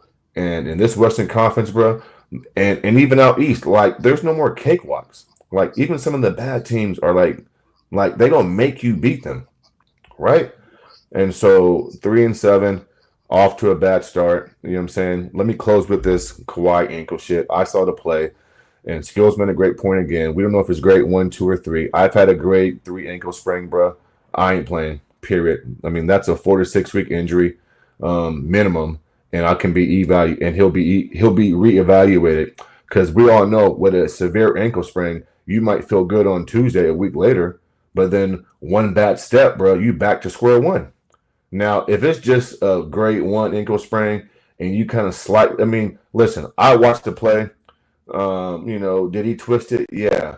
It ain't some would say, well, his ankle didn't go sideways and his ankle didn't touch the floor. We kind of break the shit down with ankle sprains. So, but again, you know what I'm saying? Here's where Kawhi has the advantage, right? In these situations. It's hard to tell another man how he feels and how his body feels.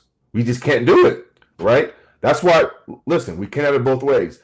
We can't shit on Tony Parker when Parker questioned the same injury Kawhi had and says, well, I came back 2 weeks or whatever. I came back. He should have been back. Well, Tony, that's you.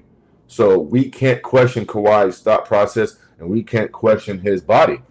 Now, we can have opinions and speculations, but we will never know the motive or the mindset of Kawhi unless he kind of opens up and just, gives us full reign.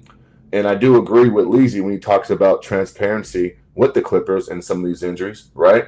Like, as a fan base, people want to know what's going on, bro, with their team, with their players.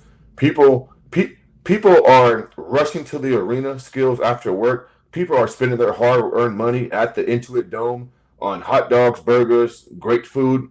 And listen, like it's an event, bro. Like when I go to games now, like it's a fucking event, and the family goes, and we want to see the best players on the court. And nothing is more disheartening to when you wake up and you're excited for a game and the best player's not playing. Now, if it's a valid reason, listen, I'm gonna shut the hell up and respect it because the body is the body. The study of physiology. We're not doctors, so it's hard for me to even comment on that. But I agree with Lazy too, though, bro. Like, at what point do you play hurt? And I understand not playing injured, but at what point do you just play hurt and you fight through the pain tolerance? And the bigger picture is just me being on the court is valuable to my team. But then it gets sketchy because how can you tell a man if he's hurt or injured, right? In Kawhi's mind, his ankle might be fucking injured, and he can't go. And if I'm not 100% or 85, 90, then I'm not gonna go.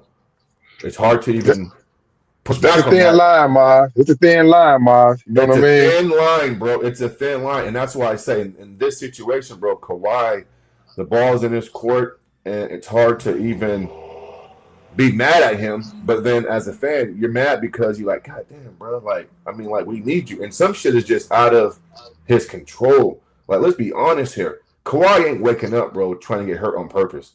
Absolutely not, bro. Right? This could just be a coincidence.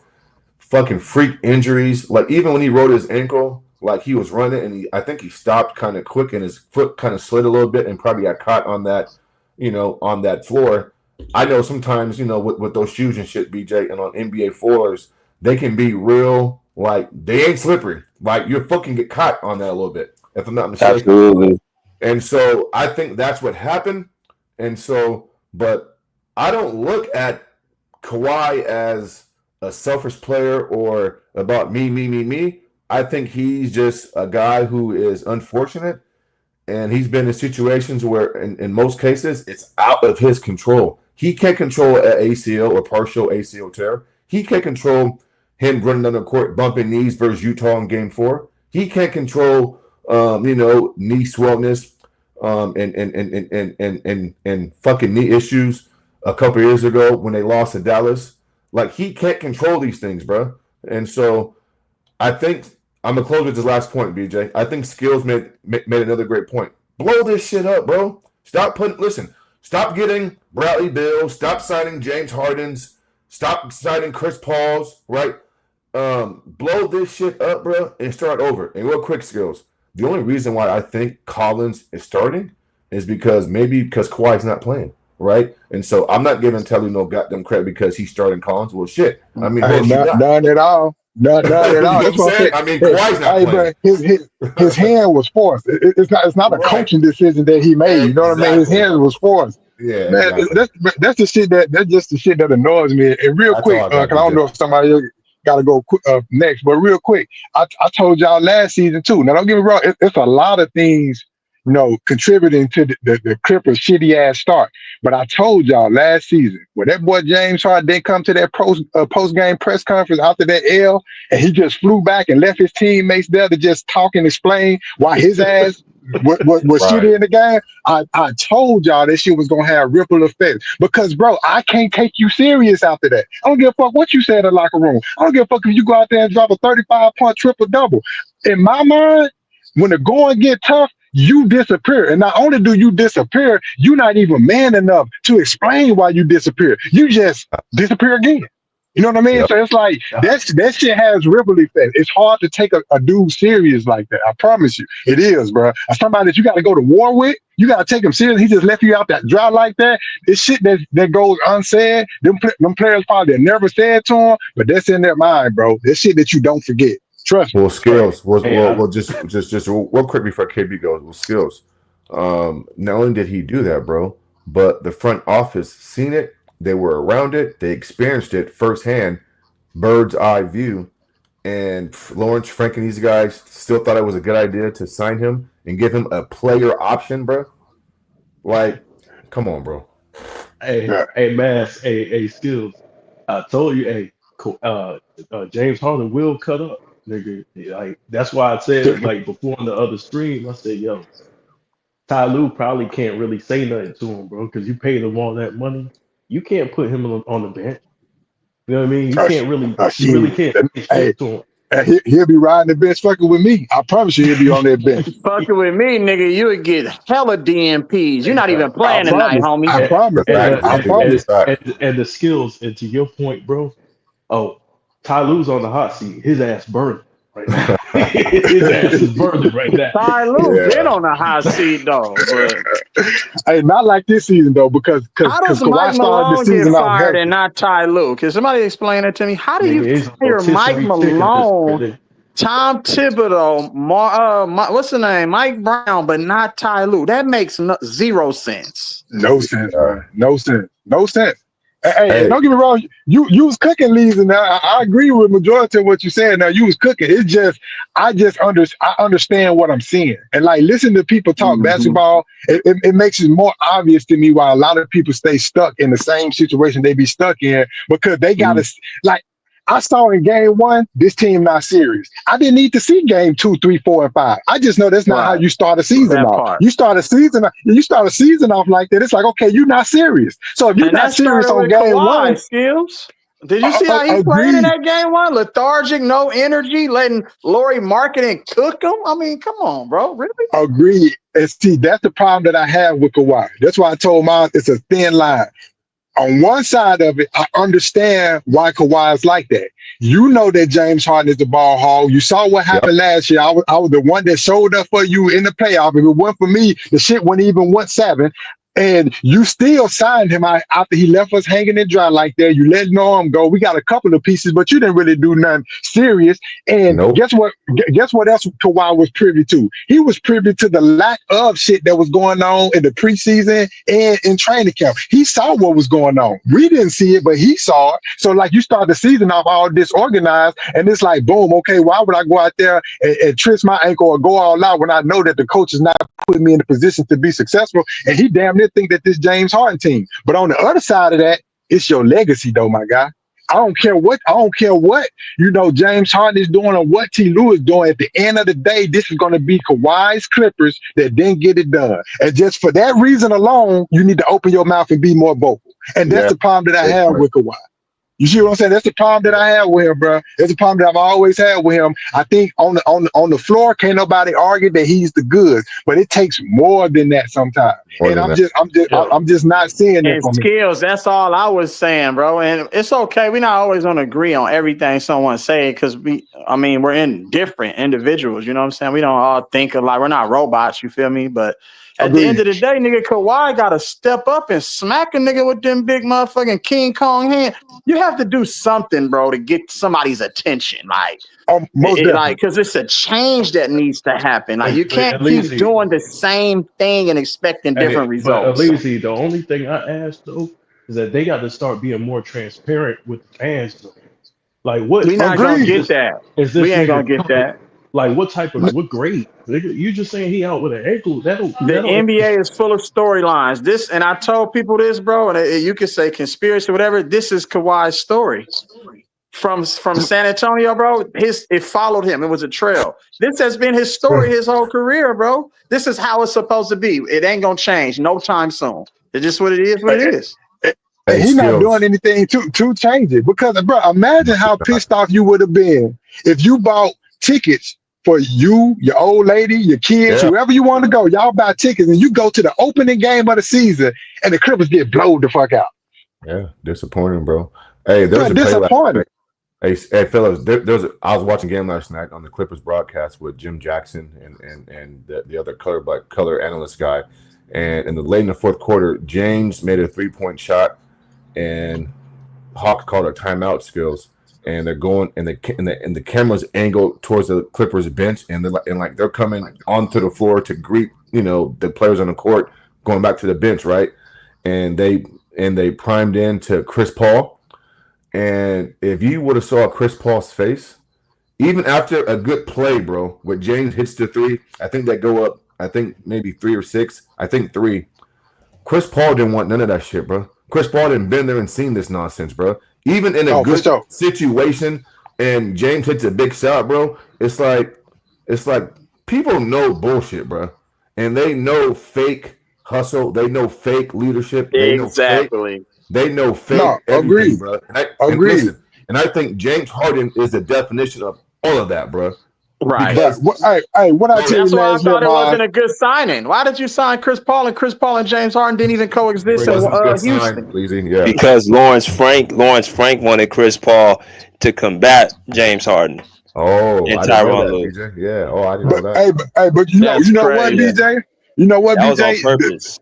The way that Chris Paul is playing this season really was the last nail in the coffin for me when it came to T. Lue. Only because, if nothing else, I know you can always count on Chris Paul to be vocal, to be a leader, to command his troops and have motherfuckers in order or some type of order. The fact that I don't see that, I've only not seen that for one team that he's played on.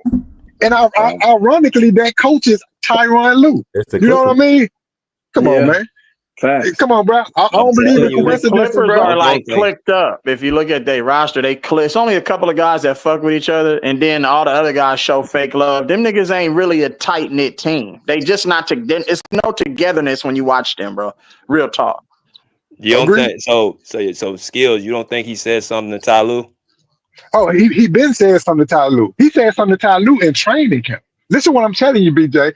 Chris Paul, if nothing else, you can count on him to be who he is. He that type of player that you don't want to play against, but you want him on your team. He gonna scratch, he gonna claw, he gonna try, he gonna talk, he gonna try to win, he gonna do everything possible. He gonna damn near cheat to win. The fact that I'm not seeing that right now, lets me know that somebody turned his TV off. And this is only one person that can do that. He's too calm, Skills, right now. He's too calm right now. Chris Paul is just content on the bench playing his little 10 minutes, bro. That's not who CP3 is, bro. It's never been, bro. It's never been. It's his last year. He ain't tripping. It's like he's a tame pit bull, Skills. We're like, it's like they tamed him. You know what I'm saying? Hey, man. That nigga said, fuck this shit. This is my last year. Fuck this shit. Yep, you can tell, bro. Hey, y'all saw who he was sitting next to yesterday, though. Who, Chris? Yeah. No, I didn't see that part. I didn't see it. Yeah, he was sitting next to Kawhi the whole time. Oh, okay, okay. I think they got something going on where they do got something going on. I've seen it. I wouldn't be surprised if Chris Paul is telling Kawhi like, they probably talking about Ty Lue. Talking shit. And James Harden. Right. They put the camera on him, and them two niggas was whispering to each other. You could read lips and hell of shit. They put the camera on Chris Paul and Kawhi. Chris Paul didn't come. You got Kawhi on your team, bro. Chris Paul ain't coming here to lose, man. You got Kawhi on your team. Not at all. They could be throwing the games. They could be throwing that shit, throwing these games. I'm telling you, that's why let's get him fired. Just like Joe. You know how many teams I've been on? I didn't do it, but teammates try to get the coach fired because he didn't know what he's doing. Yeah, bro, that's a real thing, that's bro. Just real. That's just real. I don't disagree with it because like everybody that I'm seeing on this Clipper roster from top to bottom is out of character to me, and I can't explain to you why, but these motherfuckers are out of character. I've never seen Chris Paul out like this. I've never seen Kawhi be just so lackadaisical where he just content sitting in the corner. Like I've never seen this shit before. I've never seen Chris Dunn not be fiery on the defensive end. Like all this stuff is just not computed in my brain, bro, and it's a reason for that. It got to be something. I don't know what it is, but it got to be something. In the room, Skills. So can I ask all you guys just a question that I'm just curious about, and maybe this could be the case. Does James Harden think he's the lead dog on his team? Does James think he's really the lead dog? Yes. Yes. Bro. Unequivocally, yes, cuz yes. Okay. Hey, Mars. Because he acts like it. But here's the thing, though, Mars. If you look at the numbers from last year, from the last 30 games all the way up until that Denver series, the numbers go against him thinking that he's the top dog. Every statistic you want to look at, it ain't him. He may lead in assists, but that's probably gonna be about it. Assist and usage rate. So I don't understand how he could think he the man when he flamed out. You flamed out, dude. It's stats, bro. This shit crazy. And then like even like this is shit that is annoying me. Even last game, not the one from last night, but the game before, they played this man 40 plus minutes. Tyrone Lue Oh, said, versus "Now, the Suns. Oh, the yeah, Suns game, the second one. Yeah, at home. Yeah. I got to do a better job of managing his minutes. That's the same shit that you said last season. And when I was should know on here better. screaming, his usage rate is too high. He's 30 plus years old. He's going to wear down. You can't do that. But to me, only thing that tells me is if you got to rely on a guy for 40 minutes and your offense goes to shit when he's sitting on the bench, that means you're not coaching. You don't have anything played up to get nobody else involved. You don't got no sense. You don't got nothing together. Well, you got to depend on this guy to run everything. So what were you doing before he was running your offense? Right. Like what plays were you running before There's then? no Like you ain't got adjustments. nothing. No, nothing, No bro. Like adjustments. Plan B, C, D, E. Yeah. If James goes down, bro, the ship goes down. It seems like. but it does, bro. But here's the thing: BJ made a valid point. This man calling for screens in the middle of the court, bro. In the middle of the court, this man needs Zubac to set screens, dog. You can't even get up the court by yourself, dude. I'm sorry, I don't trust you as the ball handler. I'm sorry, I don't trust Did you you as the see? number one ball handler. Hey, Skills. Did you see last night when Dyson Daniels and homeboy blitzed him, and then he turned it over? And because it's like you're right. It's like every single play is Zubac screen, Zubac screen, Zubac screen. How predictable is that, bro? Like as a defense, it's like okay, high pick and roll with James Harden and Zubac. Because James Harden can't beat anybody off the dribble. He doesn't have any kind of bag. They say all that bag shit. He can't do a regular mid-range 2-dribble pull-up. He don't have none of that shit. The only way he can get any traction is if he's getting space and leverage and getting downhill. That's why he called for that screen. They play that nigga one-on-one. That nigga tried to get Dyson Daniels off of him relentlessly. Dyson Daniels kept fighting across, you know what I'm saying, over the top of the screen. And Zachary Ricochet, he also fought over the screen. That nigga James Harden, a lot of these superstars hate pressure. They can't play against good defense. That's why they always try to get the weakest defender on them every time. Also, the Clippers kept switching Porzingis on James Harden, and he made James Harden pay every single time. Like I thought, Chris Paul had a good game last night at the mid post, there at the mid post in the free throw line. That's all they did all game. Get the switch and cook, bro. It's like, how is a center not fighting through a pick over a smaller player, bro? Fight through the pick and stay with Porzingis, Zubac. What are you doing? Run a nigga over. Bro. Sometimes you gotta blow the screen all the way up and run a nigga smooth over. They'll think twice about setting it again. You know what? Exactly. Sometimes you gotta do that, bro. Hey, you know what Zubac probably thought? Fuck it, nigga. You want to take all the damn shots, nigga? I ain't gonna fight. No situations on defense, nigga. Hey, you cooking right now, though, KB. And the reason I say that is because go back to my original point. This motherfucker just bailing out on the post game conference. It was Zubac that had to sit there and answer them questions. It was Kawhi that had to sit there and answer them questions. You know what I'm saying? For us to loop back around, because something is definitely different in their relationship. It's obvious how they play on the floor together. You know what I mean? Like you want to take all the motherfucking shots? Watch how I stay in the backcourt on this fast break. And then the thing that I think that frustrates me the most is we didn't even have to get off to this start. We have the personnel to have gotten off to a better start. It was real simple. You have the three guys in the starting lineup: James, Kawhi, and Zoo. You have Collins as your fourth, and you rotate between Dunn and Derrick Jones Jr. depending on who you playing. Bro, if we would have started the season off with that lineup, I ain't gonna say we would have been the best in the West or no shit like that, but we would have had a much better record than what we have right now. And I'm not even getting paid millions of dollars to be able to see that. And the schedule hasn't even been tough. Skills like the schedule's been kind of cool.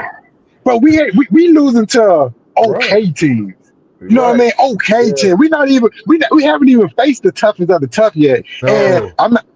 Man, look, man, this shit is over with. I told y'all after game one, this shit was over with, and I'm standing on that. It's over with, bro. I don't need to see 40 games to know what I'm seeing.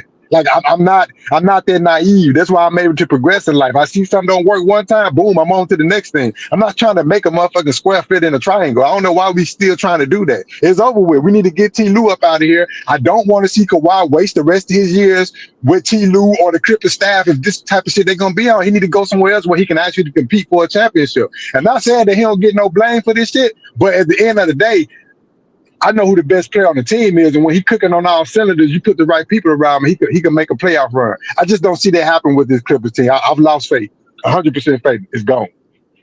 Yeah, that's a good point, man. And now Bill's Jeff Van Gundy will be the head coach of this team by Tuesday, nigga. Oh, Mark my hell words. no. Mark my words, bro. I'm telling you. Oh, hell no. Jeff Van Gundy is a way better coach than Ty Lue. Oh, he is, better. but I'm not sure what are you gonna do with James Harden. But that's what did you see Jeff Van Gundy nigga talking to James Harden? I'm talking about having an aggressive conversation with James Harden during the timeout. Right, That nigga that James, part. He was telling that gonna- nigga, "This you got to play better defense, nigga." And that Period. nigga gonna show up looking like Biggie. Yeah, once you lose Harden, Leezy, you lose him, bro. Once you lose him, you lose him. It's like you have That to, like, change baby might need James to Harden, happen, bro. So if I you agree. change head coaches, nigga, it's not James Harden's offense anymore, nigga. This is keep calling what it is. Facts. He can get lost, cuz he ain't got to lose a real loser. He can get lost. Yeah.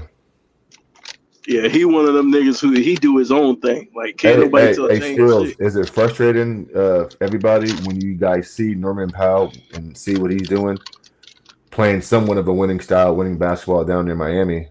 Isn't it frustrating to see him? And then you got Bill, who is now with a hip injury again, and they said he's missing time. And so, BJ, is there a timetable on that, or is it just day to day? I don't know what's going on with Bill's hip. Okay. I don't know. They could say they're doing like a MRI on it. I'm like, I didn't even see it get. I saw him got hit, but I didn't think it was like that bad. Yeah. So you see what I'm saying, BJ? These niggas saying, "Oh, I got this injury."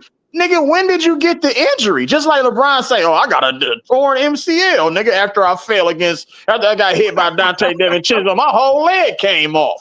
But you dancing and you played the rest of the game, though, nigga. How are you injured, bro? It just don't even make no sense, bro. It's crazy, Pool bro. party. I mean, that's just a Hey, league. you gonna see him moving his That's a hips league to the thing. pool party. I don't It think is a league that's thing. a league Yeah, thing. it's a world. I That's a agree league with thing. that point. Yeah, it's spread out throughout the league. Wow, they're in a world of trouble. You know why? Because they have to classify. They have to call it an injury. Even if you saying I'm resting tonight, you can't rest every other game. So they have to classify it as an injury. That's the problem with load managing, bro. It's loopholes around load managing.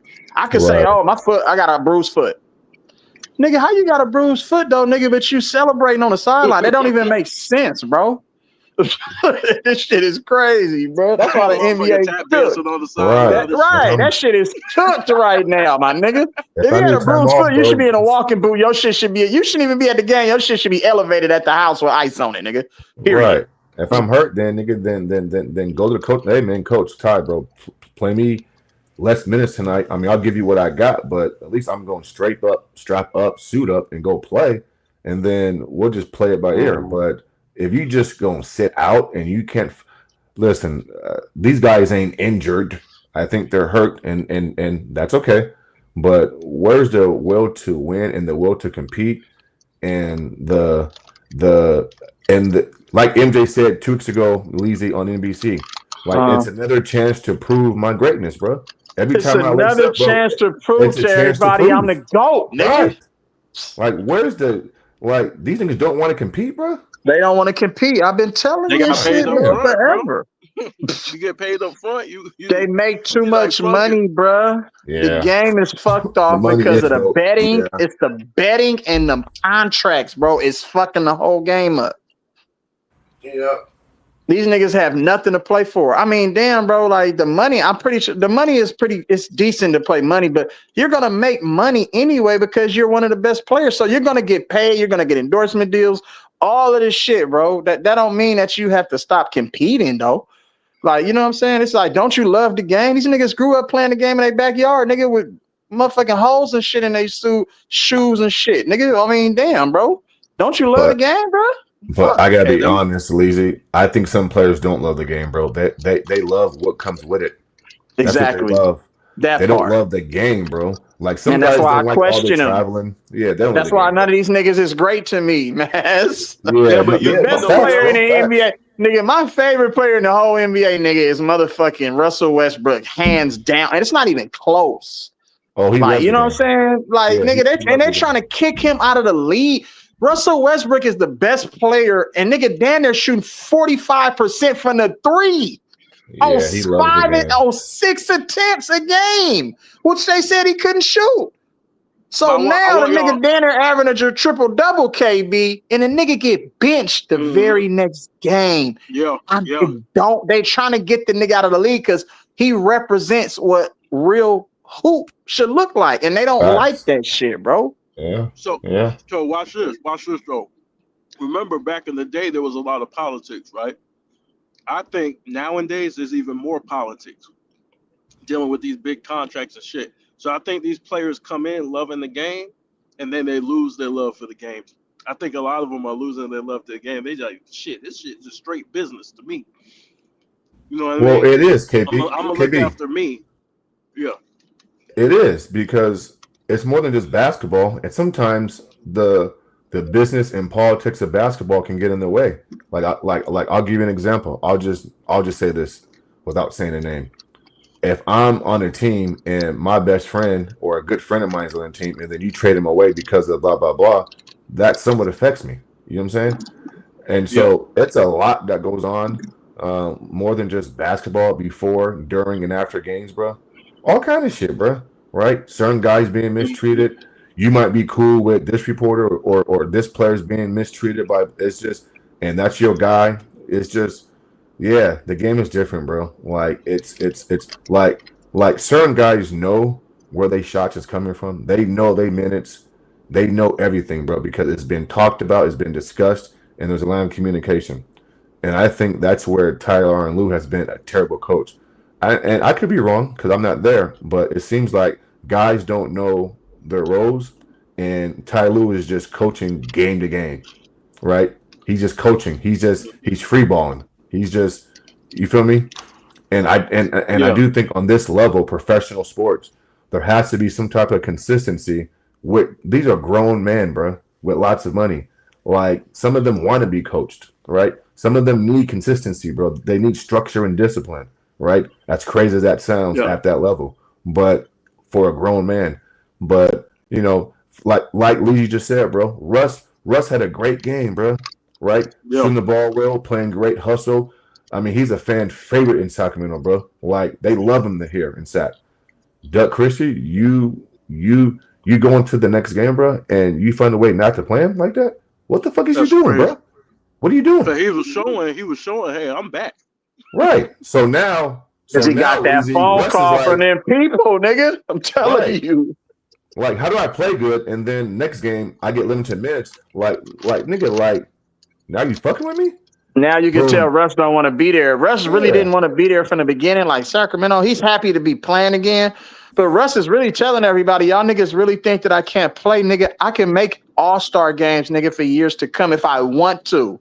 If you just let me be me, nigga, I'm still Russell Westbrook, nigga. Like, what are we talking about? The business side. The business side once again. Crazy. The Clippers could use him. Houston can use them. Dallas can use them. How many teams are there? The Warriors can use them. Nigga, I can keep going. It's hard to look at Russ play basketball, bro, and I appreciate it. Nigga, Phoenix can use them, even though Phoenix is pretty good, nigga, but still. Bro, they said Jalen Green's going to be out for a while, bro. Man, that nigga's he gonna be out for a while, so you know they looking forward. But he was celebrating yesterday with them stonewashed jeans on, looking like motherfucking Freddie Hendrix and shit. You saw nigga. that shit, bro? Come on, bro. You see that shit, bro? Yeah. Oh, Freddie Hendrix looking ass He's nigga. Bro, I want to hear that some shit. fucking baggy shit. Yeah, right. Tight ass ripped up shirt, nigga. I'm like, nigga, didn't you just get injured, bro? You shouldn't even be at the game. Shouldn't you be getting treatment right now, nigga? You know he's from like Modesto area, right? Lizzie, like Modesto, Fresno area. Nah, Bakersfield. He from Bakersfield. He's from Bakers?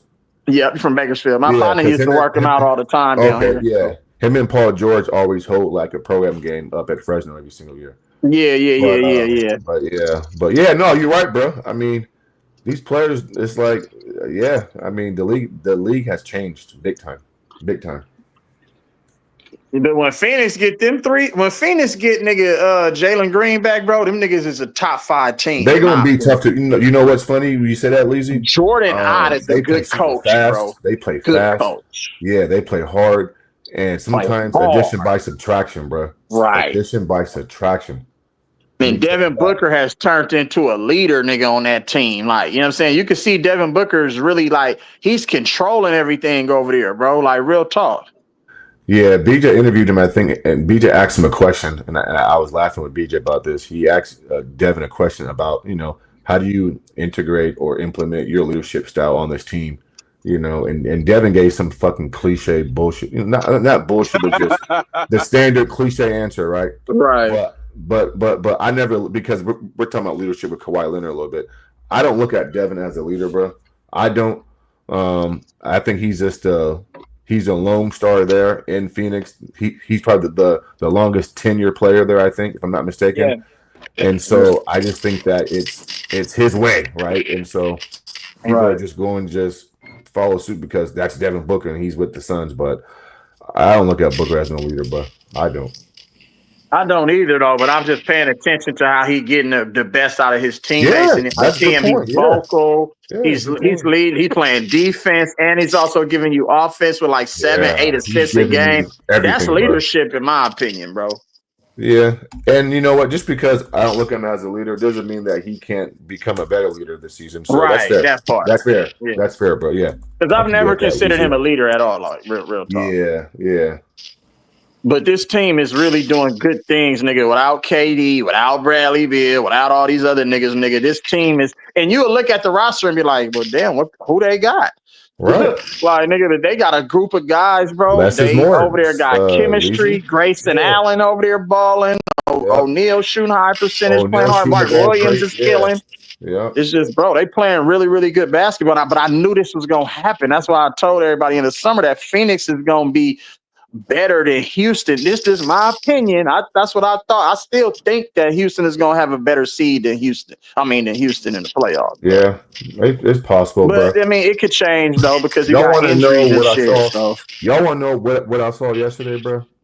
And this is a little bit off topic, and it made me think about big man and front lines and the physicality that's needed in the postseason, bro. And what team has this right now that I didn't know had it, but they got it? The fucking Pistons, bro. Their front line is physical as hell. Them boys can play, bro, at the front line. They physical, easy. They rebounding, bro. That's why I think Houston around. And the Knicks in the East. I think Houston or the Knicks coming out of the East, bro. I mean, not Houston, but Detroit and the Knicks. Let me tell you something, bro. And sometimes teams like Houston, OKC, the Pistons, sometimes it just takes patience. Right, it just takes patience. Just don't give up on your young pieces. Let them make their mistakes, but it just takes patience. And the Pistons made the right moves, the right trades. They brought in Duncan Robinson. They got rid of Tim Hardaway Jr. It's like they just made certain moves. And now Kate, listen, I mean, I'm not the biggest Kate Cunningham fan. I mean, he putting up good numbers, but I'm actually he can sustain it all year long. But he's a good young player. But I mean, bro, I'm not gonna lie, bro. I like that team a lot. Hey, that shout out to JB Bickerstaff with the old school coach mentality, bro. Period. Mm-hmm. He's doing JB got them out good the job, ball. bro.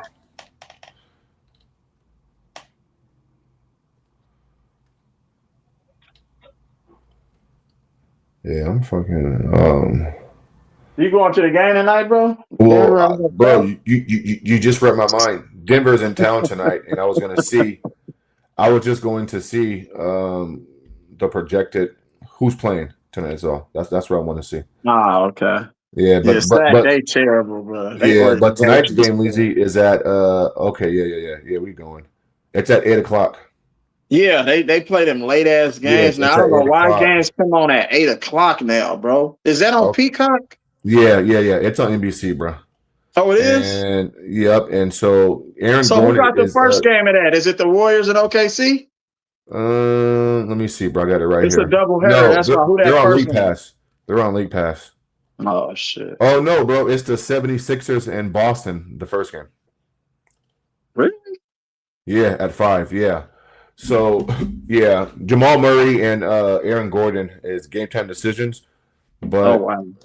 but my boy just texted me and says that they're playing. So yeah, Denver got the Right. guys playing. Yeah, They they do playing. that shit to sway all the Yeah, bettors, so you exactly, don't bet on exactly. Denver. That's why. Yeah, they're playing. I hate when they do that shit. Oh, you're game Yeah. down decision. Why, nigga? You had a whole 2 days to rest in between this game. It's like, what the fuck? Yeah, so yeah. I'll probably go. Yeah. So Steph is coming back tonight against OKC. Is he so coming? We'll see. It's guaranteed he's playing tonight, Lee. Yeah. He's playing. Okay. We'll see what happens. They might let the Warriors win tonight for the betting, bro. They do that shit. We're not good enough. Yeah, To it's a road game, though. but I mean, But still, though, bro. yeah. The same issue that motherfucking the Clippers got, the Warriors got too. Steve Kerr, bro, and Brandon Pajemski and Draymond Green. The motherfuckers is fucking the squad off, man. I'm not gonna lie, bro. Leesy's been consistent with the Steve Kerr shit, bro. Yeah, you've always fucking pushed back on his ass, bro. Always. Yeah, it don't make no sense, bro. Hey, who's still betting on these games after the Fed situation? Nigga, what? I wouldn't dare bet Everybody, again. the coaches is betting. You can tell that the coaches is betting. Hey, KB, one player, bro, that I'm just like, I don't trust this nigga. He just looks sneaky. It's James Harden, bro. I wouldn't be surprised if that nigga. Who? You know what I'm saying? I don't trust him, bro. Who? James Harden. I don't trust that dude, bro. Hey, Because James hitting numbers, some of the plays that he has, bro, it's just. I'm like, James, I know you know better than that, bro. Like, what are you doing? What are you doing, bro? Yeah, but nah, I don't bet like that no more, bro. His eyes, man. The beard gets all. Yeah, but nope. I mean, you would think people would be cautious and stop doing the betting stuff. Even if you're going through, reliable sites like, Underdog and all that stuff, bro. Like these teams and these players are so iffy, and it seems like Vegas always gets it right. You know what I'm saying? Like KB, check this out, bro. Yeah. That Jacksonville Houston game, bro. One of my friends put some big money on that game in the spread, right? Did you see what happened? The last play of the game? No, I didn't see it. Yeah, the fucking Jags.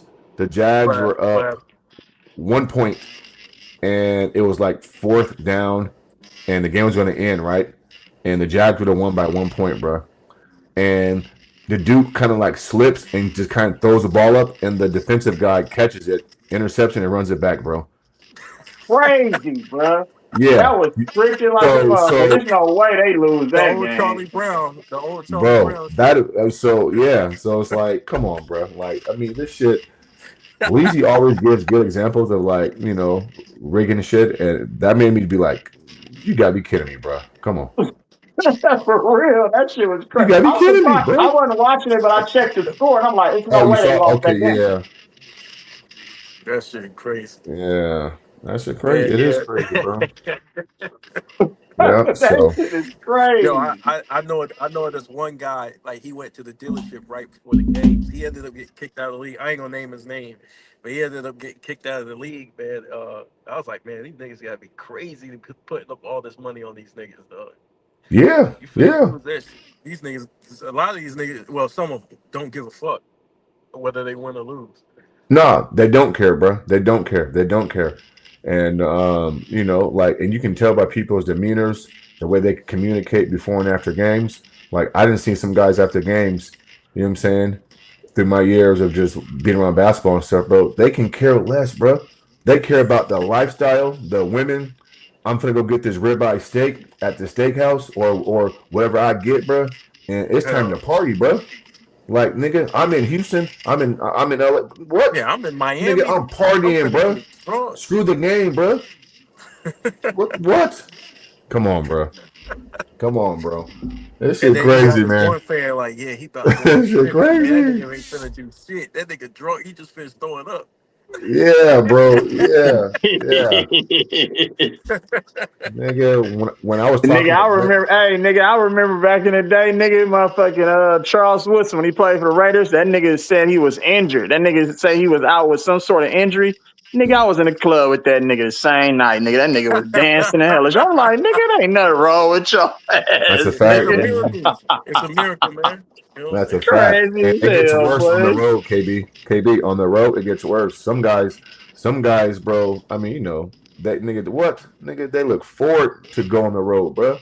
All that Hell money, yeah. all that free time, bro. After shoot around, You nigga, away it's from your free. wife too? Nigga, all that shit, bro. You know what I'm saying? Or some ain't got a wife. It's just I'm in my mid-20s, bro, and I got all this damn free time with some money. Yeah, I'm supposed to be resting and going over the playbooks and plays and shit, but I'll fake like I'm doing that, bro. But come on, bro. I mean, these niggas is some of them really don't care, bro. They can care less.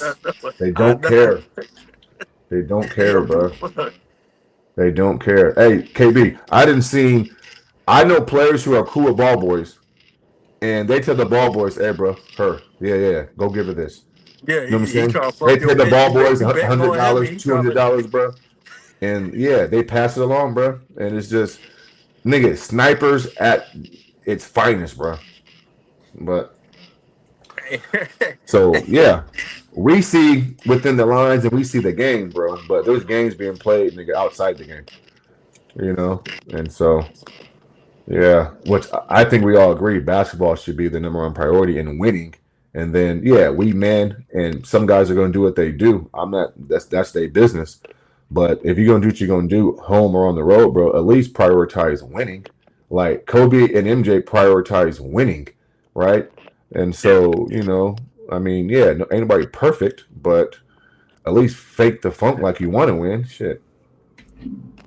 Yeah. But yeah, the fans right now are losing out, bro. The fans are losing out right now. The product has taken a major dip, KB, in my opinion. Hey, man, I can't hear you. I'm about to come back up. I can't hear you. I'll be right back. Oh, okay. Yeah, I was just saying to me, the game has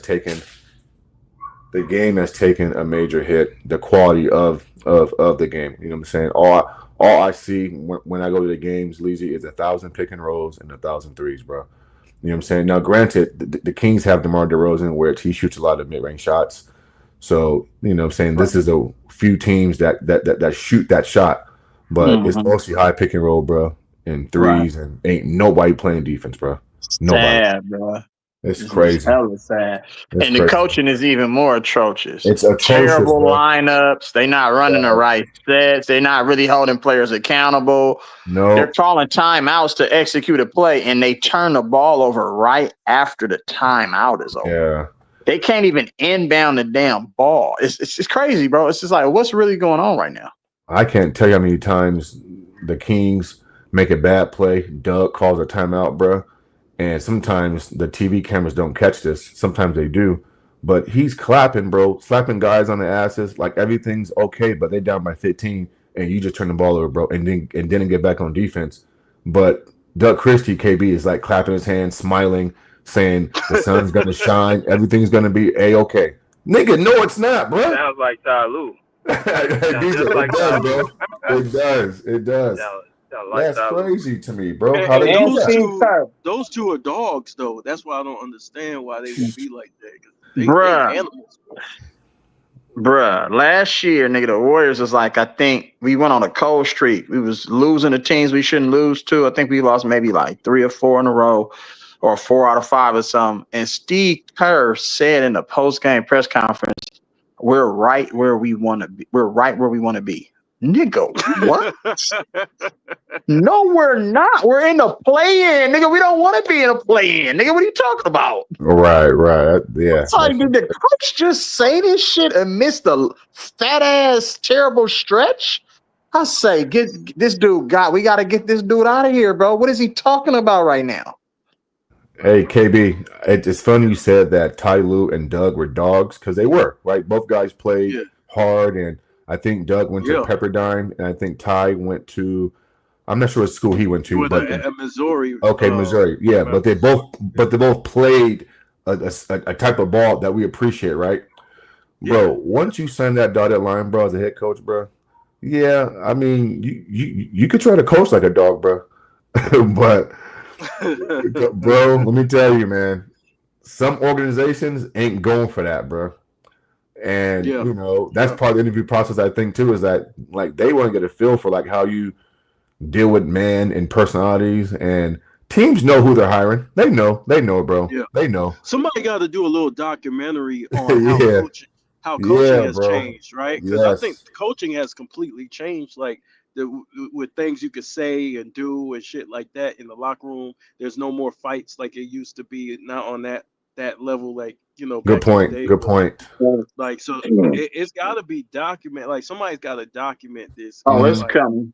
You know that shit coming. Somebody got that shit in the works, bro. While we speaking of coaching, bro, shout out to and rest in heaven, bro, to the Hall of Famer Lenny Wilkins, bro. Yeah. While we talking about coaching. Lenny. Yep, I did see that. And I know for a fact, bro, like the Kings players, they respect like my boy Bobby Jacks. He a cool dude too. And they respect Mike Woodson. And like they'll talk to those a lot of players, KB, sometimes, bro, they got better relationships with the assistant coaches than they do the head coach. You feel me? Yeah. I mean, they like they're more, they open up more, they can talk, you know what I'm saying? I know, bro, like here, like they love Bobby Jacks, bro. Like, oh man, they love that dude here. You know what I'm saying? But sometimes the head coach is kind of, it's tough. Shit, it's hard. Because they gotta they can't be the same guy. That's why Rasheed Wallace. There you go. There you go. And help with that. He was like, nah, fuck it. Because you can't be yourself, bro. Yeah, you can't be yourself. If I can't be me, fuck it. Yeah, bro. Like, I mean, I listen to Brian Shaw and Byron Scott talk sometimes on the podcast, and they say, bro, coaching is tough. Nigga, Byron Scott, nigga. Right. Nigga, hey, man. Byron Scott gonna work your ass. You gonna work. He gonna work you, bro. Yeah, he's gonna work you. You gonna work that, nigga. That's for sure, nigga. And he's gonna hold you accountable. And KB, let's not mention, you have to. Well, I hate even saying like this, but like there's a pecking order, right? Like I can't coach Kawhi the same way I coached Dunn or Derrick Jones Jr. And fair or unfair, it just is what it is. And that's why guys like Greg Popovich, I respect, bro, because he should say, hey, Tim, bro, I'm going to get on you today in practice. And Tim goes, but coach, I didn't do anything wrong. He says, I don't care about that. It's the fact that they need to see me get on you. So that way I can get on them. But I respect Tim Duncan for that, because when Tim Duncan first came in, they were dumping the ball to him. There wasn't really these elaborate schemes or whatever. Nah, there wasn't. Yeah. And the thing is that the fact that he won early like that, and he was still able to be coached, nigga, that shows a lot of that shows great leadership from Tim. Yeah, Duncan. It does. It Absolutely. really does, man. It really does. Yeah. Ain't nobody gonna have nobody screaming at them and they ain't done shit in the NBA. Nah, you not, bro. Nah, you not. These are still grown men at the end of the day. And so there's a respect factor there, but yeah, it's basketball's changed. But I see LBJ fan just popped up. Yeah, what's up, brothers? What's up, everybody? What up, man? Man, what's the topic? Is Kawhi a leader or something? Oh, this is a guy who always stalks me, KB, and then wants to argue with me. Go ahead, bro. Oh shit, you being stalked? No, how you gonna ask the How you gonna ask the topic and then just say what it is? You see the topic, because the topic might be changed, over time. Because when you have a deep conversation, so I'm just saying, is it still the same? Yeah, you got Go ahead. Well, to answer the questions, it's no, like 100%. Like no one ever considered him as a leader. I mean, leaders, you have to lead by example. Like, this dude never played. Like, he missed too many games. That's why the Clippers never done anything, because it's him. Because he always hurt. Like, he's a diva. Like, I mean, I respect his game. So he has a lot of skills, like when it comes to playing balls. But if you're not on the court most of the times, skill doesn't matter like this. You know what I'm saying? So I feel like the Clippers should trade him like immediately. Well, technically, you might go in jail, so you don't know. You might not be. You say he might Well, go to what? you might. Technically, Oh I man. think he's going in jail soon. I feel like the reason why he's Oh out now shit. because the Fed might be on him. Like, I think that there's nothing wrong Come with on, him. bro. I think the Why Fed you going. want the brother to go to jail, man? Yeah, man. Yeah, you from Tickets Channel, my nigga. That's where Yeah, you you from. You can't been just listening to yeah, Tickets. come on, bro. Right. Ticket all over the tickets right now, BJ. He going berserk. But I've been This nigga going listening. I've crazy. been listening. yeah. Yeah, I've been listening. Yeah, that's funny. But, Nah, LBJ fan. I mean, listen, Toronto said he was a good leader, right? Pop said he had to grow into that, or you're saying, but I mean, I think Kawhi is a leader. No, we can gauge the level of leadership he has or the style he has. Everybody leads differently. You said lead by example. I mean, can you give me a better example of leading than he did in 2019? I mean, he didn't say much, but the play spoke for itself. And I'm using the same phrase you use, lead by example. I mean, he did that. And so sometimes you get on teams and rosters where maybe your best player isn't the leader, right? Maybe the leader is a Chris Paul. Maybe it is somebody else, right? And so, or a Pat Bev, right? I'm just throwing out previous names and current names. But Kawhi ain't got to be the leader of the Clippers, bro. All I'm saying is that I want to see him shake shit up sporadically, and there needs to be a balance. But he doesn't have to be the facto leader of the Clippers, bro, to be considered a great player. Because sometimes your best leaders isn't your best player, bro. It's not. That's true, but It's not, bro. that's true. But you can't be a leader sitting in a skybox, bro. In a Well, playoff that's a game, bro. Well, he You wasn't, can't do bro. that. I mean, he set with the team last night, and you're talking about when he hurt his knee versus Utah, and he was You eating have to chicken be on the tenders, bro. bench, bro. They Okay, need you. Like, they need your presence. A lot of time, bro, it's the presence that count. You know what I'm saying? But Mass, I understand where you're coming from. You know what I'm saying? yeah, There's so many different type of leaders. But this back in 2019, it wasn't Toronto was a made team. They needed great player to have, to get over the hump. You know what I'm saying? Because they couldn't what are you pass talking about, LeBron bro? James He was a Cleveland. great, bro. The Well, head coach said he was a great leader, bro. So I'm well, gonna take well, his word over well. yours. Of course, the head coach you want to take for the best players. I'm gonna take his word over yours, bro. You weren't Well, there. if you do that, then you have to do that for every team, every players in the NBA's, every coaches. You can't just Okay, I pick and mean, choose. if there's no, I'm not picking and choosing, bro. I mean, if I hear somebody close to the What's wrong with situation, that? yeah, say it. Then I'm going to take their word, bro. I mean, the Well, coach said he was a good fucking leader. okay. Do you believe Pippen and LeBron James is better player than Jordan? See, you play with Jordan. Don't do it, bro. I knew where this was going. Don't What do it, happened? bro. I didn't hear what he You were said, Don't do close bro. to it, bro. You're Jordan, gonna right? turn this shit into a LeBron conversation, bro. Well, I'm not. I promise I'm not. I promise. I'm just trying to tell him like there's players and coach that say Damn. things that's close to the players that doesn't mean they true. Yeah, but we have to use common sense and logic as men, and just not throw out random shit like that. I know you tried to compare both situations about somebody saying something close to the situation, but the Toronto head coach had no reason to lie because Kawhi was only there for 1 year. For 1 year. Well, what about the Clippers when they lost the 3-1 lead? Listen, So bro. what about that? Let Listen, me. Well, when he lost 3-1 lead, bro, guess what, bro? Like any other player, he in that situation, he didn't get it done. And we criticized him and he didn't get so it done, bro. Montrezl Harrell left the Clippers because he didn't want to deal with Kawhi. So, You, who there's said that, truth. bro? Hold on, bro. Who said that? Well, technically the Who, body who, expression, you don't someone no, don't hold have on, to. bro. You just hold on. LBJ fan, you just made a claim, and I Who said, said the who told body you that? expression? Or where did you hear this from, bro? Who said this? Y'all believe anything about LeBron James, so therefore you have to believe Hey, anything about hey, hey, Kawhi. Holy KB shit. Showrooms. Listen, This nigga crazy. This nigga said the body expression. listen, Go ahead, bro. listen. Yeah, go You ahead. I'm remember back listening. in the bubble and shit, they used to say Louis Williams was doing chicken wings and all. Where is Kawhi though? Like, why Kawhi Bro, not do you saying know that? how basketball works, bro? A grown Well, man ain't responsible. A grown well, man, KB, is now responsible for another NBA player losing Jordan his be hotel, punching bro. niggas. What are you talking Kobe be about? punching niggas.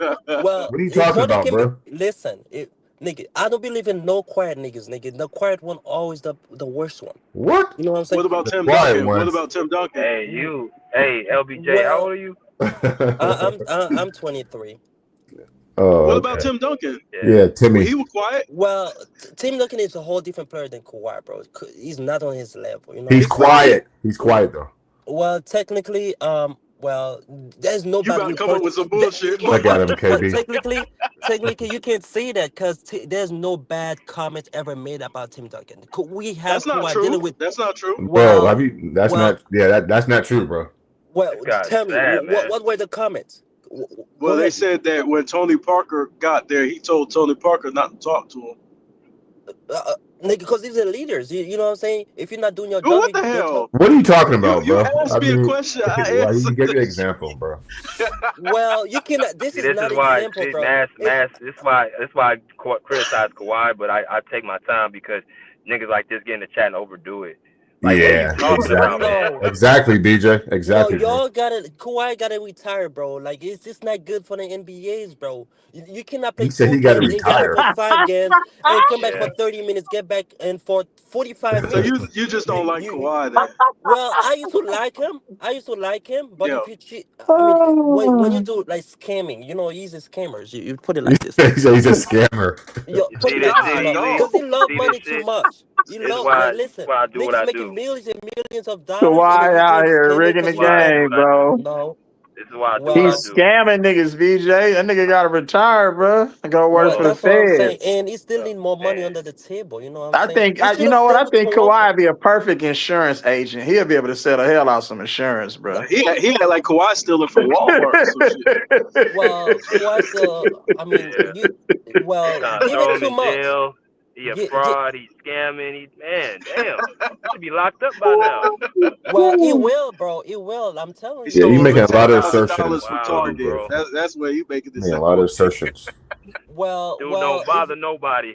He well, don't bother Pablo, nobody. the quiet. You won't be surprised, bro. The quiet kid in school always been the one who was doing the worst thing ever. So watch out for him. Give it 2 months. You know what I'm saying? They're working on it. I'm not lying. I don't have any sources, but but I can tell. Yeah, Something will I happen know. I in the could next two tell. months. He said, You "What?" just ramble, bro. You let you ramble. It's all good, brother. I mean, He's I'm like, trust sorry. me, I mean, I never lie. Yeah. I don't Right. lie. I don't well, ever lie. Hey, LBJ fan. LBJ Nigga, fan. all you I do is agree. lie. LBJ fan.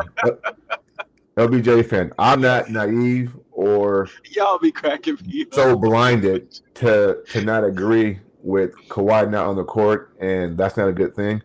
You know what I'm saying? Like, I can criticize where criticism is due, but even on he's only played this amount of games, like, it's not like he's doing it on purpose, bro. Like, he can't control injuries to his body, no, bro. He can't no. control that. He did it on So I got to be purpose. cautious even No, when I assess that, to be no, honest with you. no, niggas. His finger hurt. He's out for 2 months. No, I'm not saying it's okay to get hurt, His but finger it's how hurt. long you've been out. You know what I'm saying?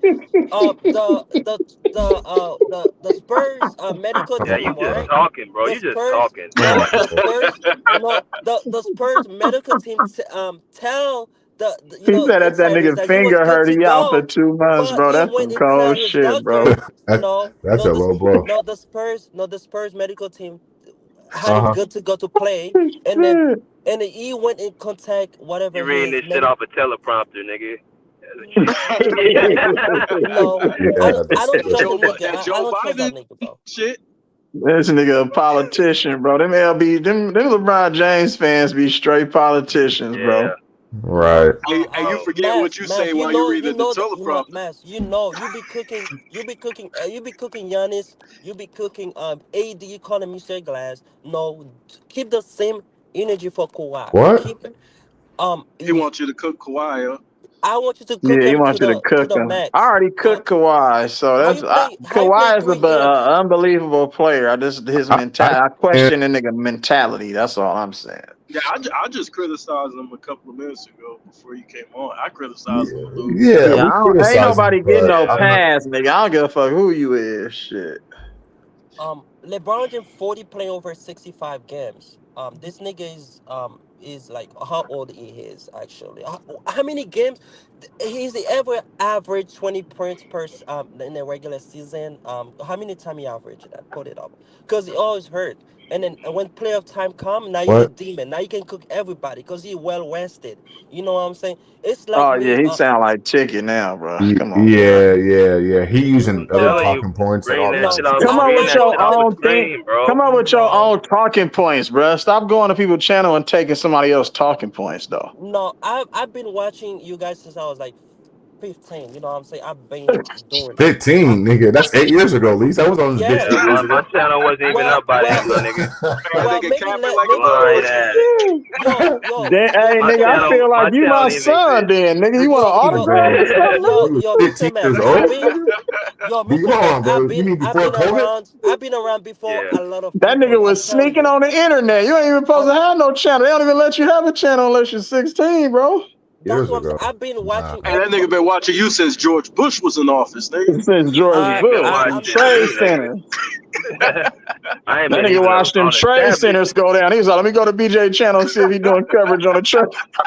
Nigga, I'm I was telling still you. I've been playing 8 watching years ago, way nigga. before COVID year. I don't become on the channel because I was too young. You That know what I'm nigga saying? was That's watching why. the Lakers win the championship in '01. Right. And this Yeah, nigga still bro. talking about LeBron this, LeBron that. Right. Well, technically, if you think about it, Kawhi will never win a chip. I think the Clippers should just trade him or send him to like he should retire, not I even do trade him think they because need to rebuild because Kawhi don't really have you can't say he has 2 to 3 healthy seasons ahead of him. And he never had one. Yeah, You just can see yeah. that knowing he never knowing had the one. situation, you got to get somebody who's going to be willing to play and not coming up with all these different reasons why I need to be out. Because your best ability is your availability. You know what I'm saying? He's So 36, right? He's 36 right 30. now. He's only right, and 34. he's not playing 34. until no 38. I I think don't that see he's Kawhi playing 34, another 2 years, How 35. bro. old I is he don't. 34. now? He's How old is he 34. now? He's Oh, he's 34. He just turned Oh, he's 34. 34. Yeah, I don't see him getting another Yeah, max contract, bro. them, When is his contract bro. up? He I got think 2 years it's left. got a couple more years, 2 more years.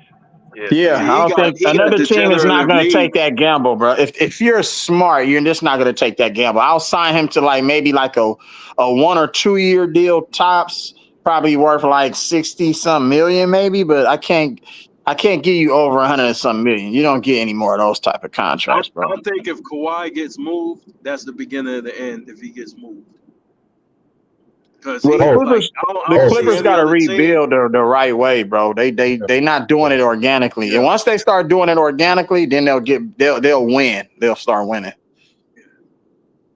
yeah, it might be just because he's getting older, man, and he has degenerative knees, and he Hey, got to I'm deal with trading all for these other issues JK, on top bro. of that.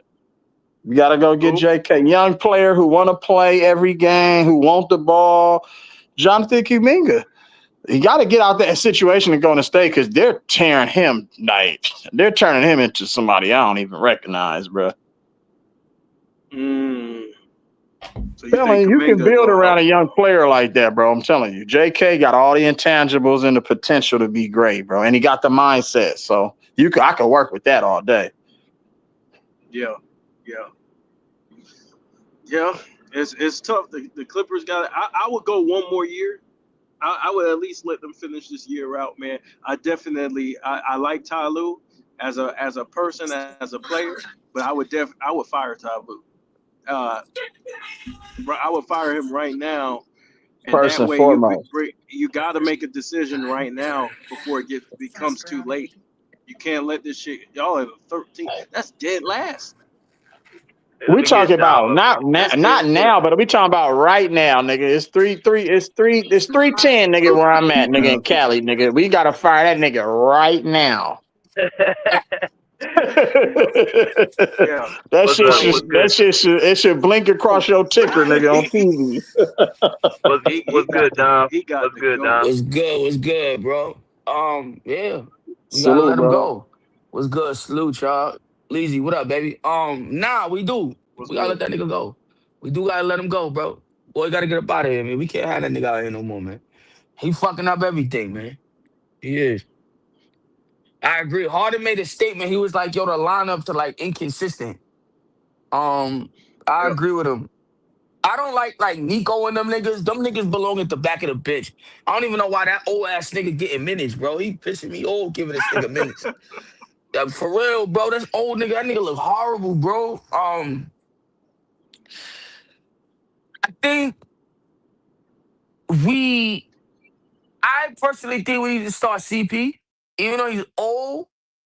But I think he he's a better ball handler than he's a better ball handler and a better playmaker for everybody else than James Harden is. From watching James Harden, this is what I've realized about him, y'all. He's a great facilitator, but he's not that great because he's always focused on, again, getting his own points. So I think if you look at a nigga like CP, at this point, he probably won't be focused on that.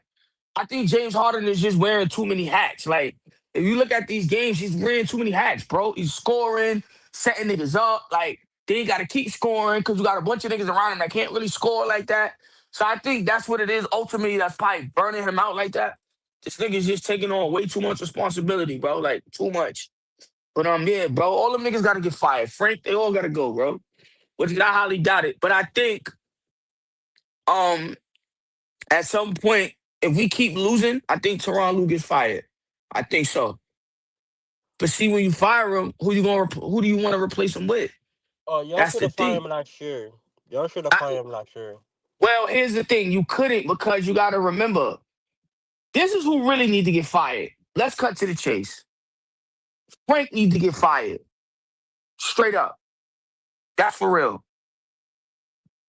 Like he needs to get fired. He should have been fired. But see, all right, this is where it gets tricky, y'all. I don't think BJ has explained this to y'all. We can't just say certain shit anymore. Like, BJ fuck with these people. He got a, a direct relationship with them. So these niggas come on here and hear that shit, like, it'll call, you know what I'm saying? So we can't, that's why I try not to say certain shit anymore. Cause it's like, again, we know what needs to be done, but we just can't say certain shit like this no more. But yeah, I do. We should have let him go. But what can you do, bro? Like, they probably gonna keep him. I think we figure it out at some point this season. I think we do. I don't think we keep losing like this, but it is a little bit concerning, but it's only 10 games into the season. Yo, you got niggas that's number one in their division, and it's like, yo, bro, these niggas ain't gonna be doing shit between April and May. So I really don't think there's no reason to hit the panic button. I think Kawhi comes back, we'll figure it out. I think Bill comes back. He's really the only nigga I'm worried about. Bradley Beal's probably the only nigga I'm worried about. Like I told BJ this morning, what would you rather? Y'all rather Kawhi go down now, 10 games into the season? Or you rather this nigga go down towards the end of the season getting ready for the playoffs? You're going to want this nigga healthy for the second quarter of the year. So if he got a high ankle sprain, I told niggas, yo, I sprained my shit at work. That shit kept me laid up for like almost 2 months, bro. That shit hurt. Like, I had a little boot on my shit and all that walking around my job. So that shit is no joke. Like, that shit do hurt. So I ain't even mad at the nigga. The nigga probably could barely move. He probably, you know what I'm saying? So it is what it is. I don't think there's no reason for niggas to panic, though. I don't. But I do think I don't like Teron Lue lineups. I don't. His lineups get on my nerves. Them shit is horrible, bro. You can't be starting Derrick Jones Jr., starting all these niggas that Chris Dunn. You can't start niggas that can't score because now you putting more pressure on Harden. Harden, like what, 34, 30, like 35, 36 years old. This nigga running around. Like, you could tell when he started getting tired because he started missing jump shots. I think he airballed, I think last night, if I'm not mistaken. So they just gotta weather the storm. Maybe we could piece together a couple games and we'll figure this shit out. But I don't think that everybody should panic. I don't think so. At least not right now. Not right now. Still early.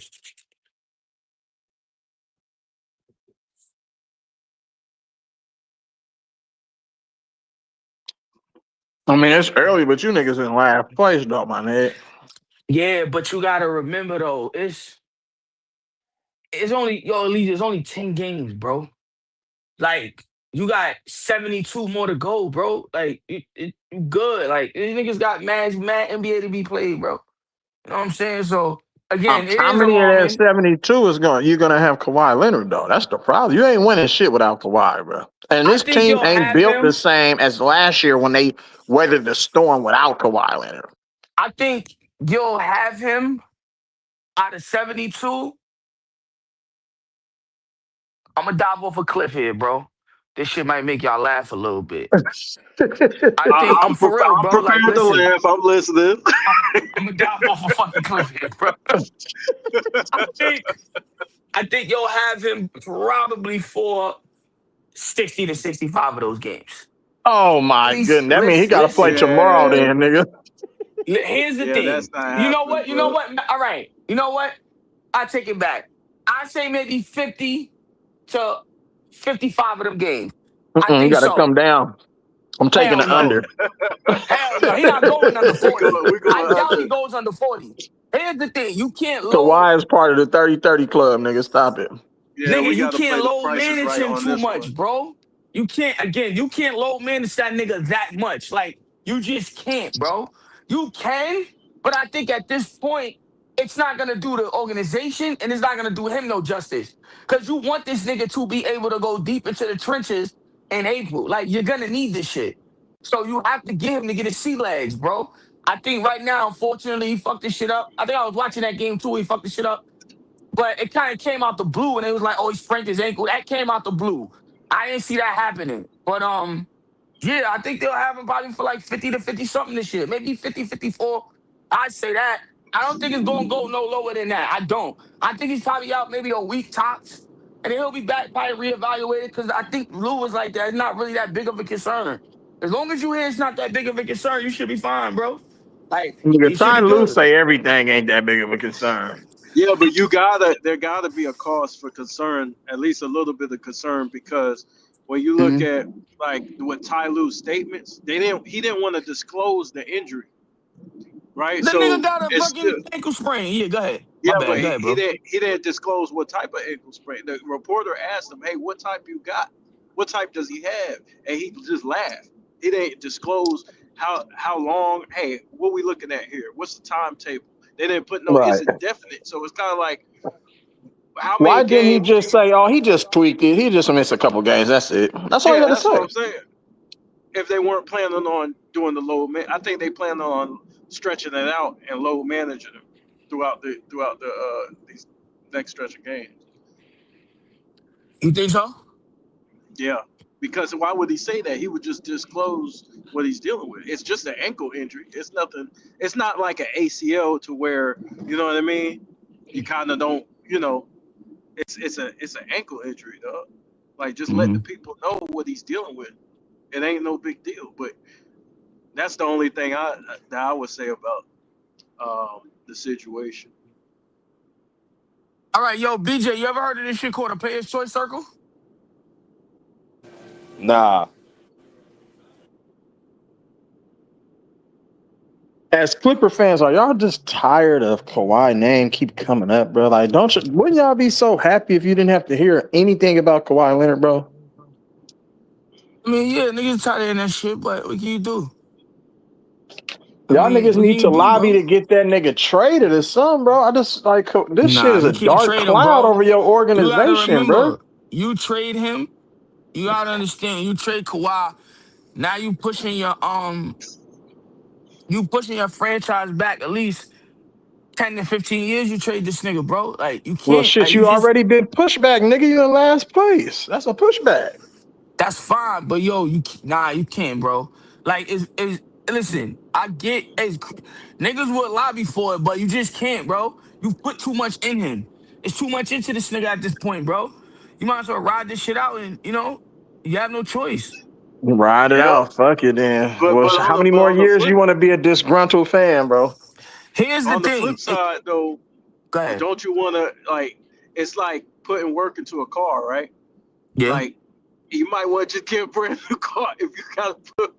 I'm not saying you should do it or not. I'm just saying to Elyse's point, like sometimes when you put so much into something and you see like there's nothing going on or nothing working, see you might want to consider it. At least consider it and go shopping. You know, and go online and start looking at some CarMax or whatever the case may be. I get it. Hey, I'm KB, not gone saying with you gotta that get shit, rid of bro.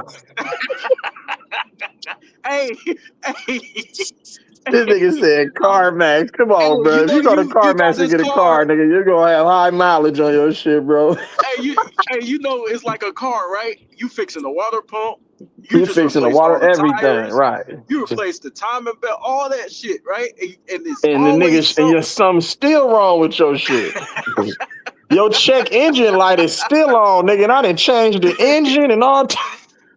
Hell yeah, you done put a new light bulb where the headlight is. You just put a headlight bulb in there, and then the headlights don't work. It's the whole damn assembly. At this point, nigga, your shit is all the way down to the rotors, nigga. Your shit is squeaking, nigga. It's time to get rid of that motherfucker. Y'all niggas You is look out at of the control, mileage, bro. like 230,000 miles on it. So why Y'all niggas is Leonard's wild. check engine light has been on, nigga, for 10 years now. Nigga was like, what are we doing? Nah, that's crazy, Lizzie. Don't do that. Ain't no Hey, the 10 oil years, black. bro.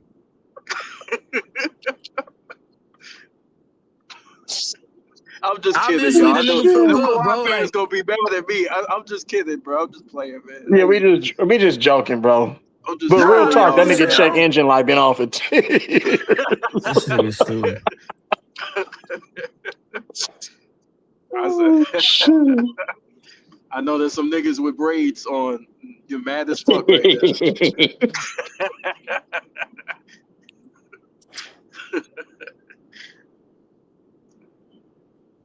But yeah, man. Look, I'll start with firing Tom Lue at the very least, and see what Got to. happens.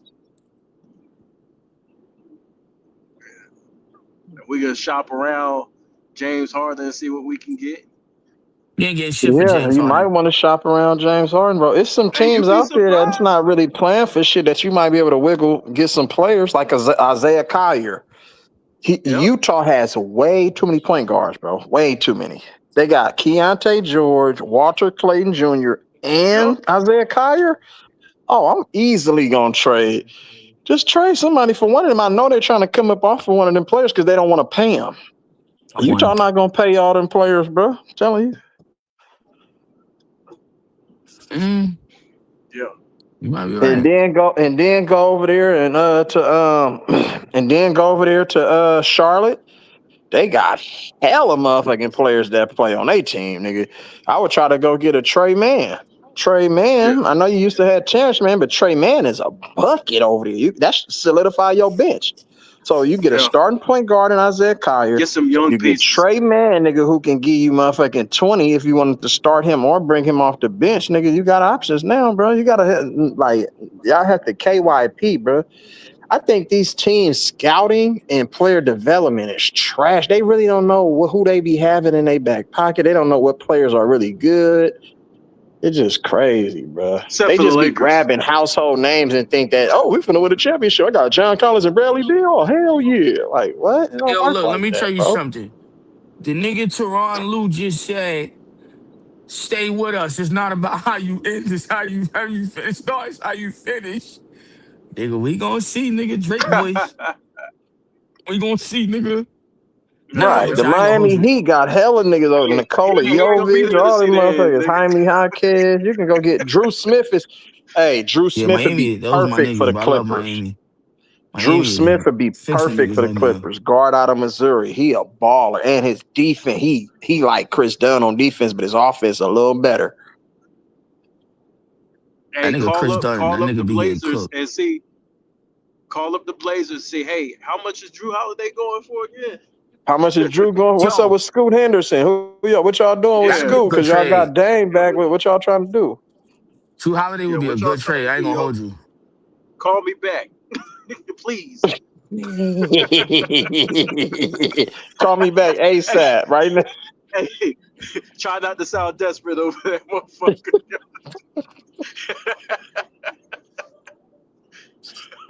Hey, be out here trolling, bro. Stop playing, bro. And them niggas mad at me, though. Them niggas gonna send death threats on your channel, nigga. You better be cool, bro. Shit, I probably already got them. Especially if you talking bad about LeBron, nigga. They been coming. They be like, yo, you need to just be unalived, bro. I'm like, damn, bro, y'all niggas That's look. crazy, bro. To be Unalive is honest with you, wild. fuck it, nigga. Call up LeBron, nigga. He used to play for Ty Lue. He could change Yeah. locker rooms. Why you want me to die, homie? Y'all niggas wouldn't want LeBron James on the Clippers? Fuck no. At least you know he gonna play, nigga. That nigga old as shit, bro. You don't Hey. want that nigga. Nobody He don't want that said, nigga easy. hey, we gotta put you out there. Put you out there with damn Gabe Vincent and shit. You know what? He'd be good for the Clippers now. Talking about he'd be good because he could shoot, right? Yeah. Nigga, He could fuck it, nigga. Go defend. get Bronny He just then, nigga. What's small. worse than James Harden? Nigga, go get Bronny James and let that nigga run the point. You evil, bro. Man, niggas, man. Gotta The figure out Clippers gonna something. fuck. Hey, the Clippers gonna fuck around, nigga, and draft Bryce James with the 5th overall pick, nigga. This shit is diabolical, bro. Yo, drafted Bryce James. That nigga's wild, son. Or they Bryce could James. call Blake Griffin up. Hey Blake, man. Yo, I know At your least knees fucked up. you know if you draft one player, you get a 3-for-1 specialty. So you draft one player, you get 2 automatically come with him. Oh man. Gotta call up Blake. Be like, yo, Blake. Yo, how your knees feeling, dog?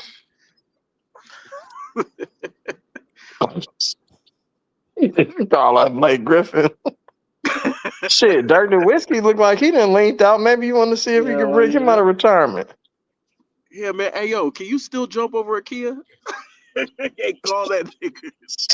We gotta ask these questions, dog. Yeah, I could jump over the tire. Jump over the motherfucking. I can jump on top of the hood. I could jump on a bumper. This shit crazy. You can't make this shit up, bro. Yeah, man. They gotta make a change, man. They gotta do something, man. They gotta do something. Get rid of. You gotta get. Listen, I hate to say it, but you know, it comes a time where the players they stop responding to their coach, and so, you know, after a Yeah, while, Al man, you Horford, get the that nigga same. terrible. Big Al had a long stretch, man. He had a long Man, stretch in the NBA, I'm man. cool. His new name is Al Horrible, nigga. It's not Al Horford. Al Horford was balling, man. That dude, come on, bro. He lasted for a long time. Pause. I'm so tired of these old ass teams, bro. Let the young guys play, bro. They could be You gotta get solid that one veterans, last yeah. championship, man. How about bringing Carmelo Anthony out of retirement? He could still go get you 20.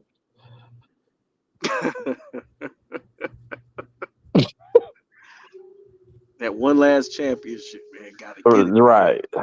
He got one last run in him. You gonna see an Andre Miller on the roster? You're gonna be like, what the fuck? Right. Nigga trying to get Andre, that come on, bro. that one last championship. Andre Miller fuck around and tear his motherfucking groin and Achilles on the same play, nigga. He like, yo, you see these niggas? I could play. I still got it. You could go get Ty Lawson, nigga, after he just got fried in that one-on-one battle. Yo, that nigga Hey, dead. Ty How you Lawson get used to be cooked like cold, that? nigga. You said what? How that nigga get cooked like that? Ty Lawson, nigga, you know that little one-on-one shit that they be doing, that little basketball shit where they go one-on-one v1 with three. I think you get three dribbles. You get 3 dribbles. Who'd he play though? He played some nigga. He lost 31-1, I think. It was something crazy. Nigga. Yeah, he got fried, nigga. It was bad. And Ty Lawson used to be the goods too, man. Ty That nigga Lawson used to be nice too. That nigga was cooking the shit out of us. I know that for a fact. We had nobody for him. That's on YouTube? Yeah, you can watch that shit on YouTube. Yeah, I gotta search for that. Yeah, I don't be They did really my boy paying dirty. attention. You know, that's for the young. The young folks love that 1v1, that 1v. That shit better than the NBA. Now the young people not even watching the NBA. Yeah. They The watching problem that with the one 1v1 v shit, bro. ones, they let like a lot of these guys travel a lot, Mm-hmm. but it's interesting. It's fun. It's entertaining. It can be entertaining if you got the right people in it. I don't like Right. the city edition. Yo, BJ, I don't like these city edition jerseys, bro. I'm sure them orange shits look crazy. What or what? What jerseys? The city edition shits that the Clippers got. Oh, The they got Braves some be new getting. jerseys. Yeah, they The got some. old Buffalo ones. Yeah, the old Buffalo shits. I don't like them shits. Let me see where they at. Somebody put that shit in the chat or in the I like the old backstage. Buffalo ones though. You don't like that They, shit? I don't. Yeah, that orange. It's That just shit not is too red and bright. blue. It's just not red and blue for you, right? Yeah, them shits is too bright. I like the LA sweater's not bad though. Yeah, yeah. I like the pullover. The pullover is alright. I used to like the Minneapolis Shit. jerseys that we had. The old school blue and white. That shit used to go hard.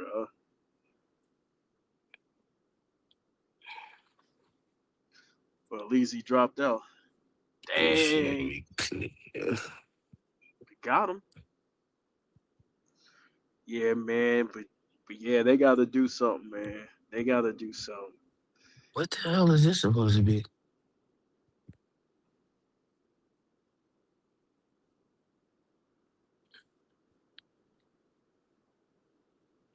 They need some more shooting, definitely.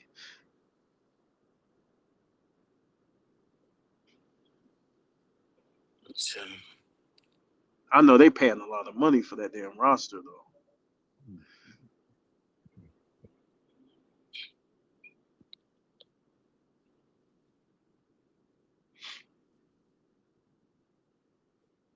That shit crazy. Where you at? You from New York? Yo, 760 V12 for the win, son. you from New York? Where's everybody at? Oh shit. Oh, you can't hear me? Yeah, I think BJ dropped down too. Well, all right, y'all. I'm gonna go ahead and get off. I don't think he can hear me.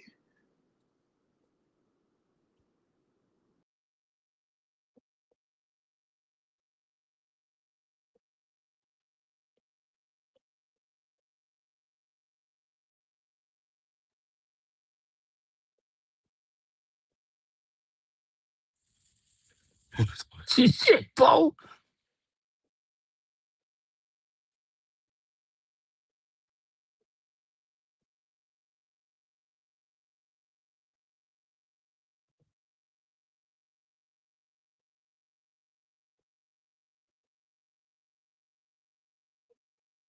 Nah, I'm nigga wild, boy.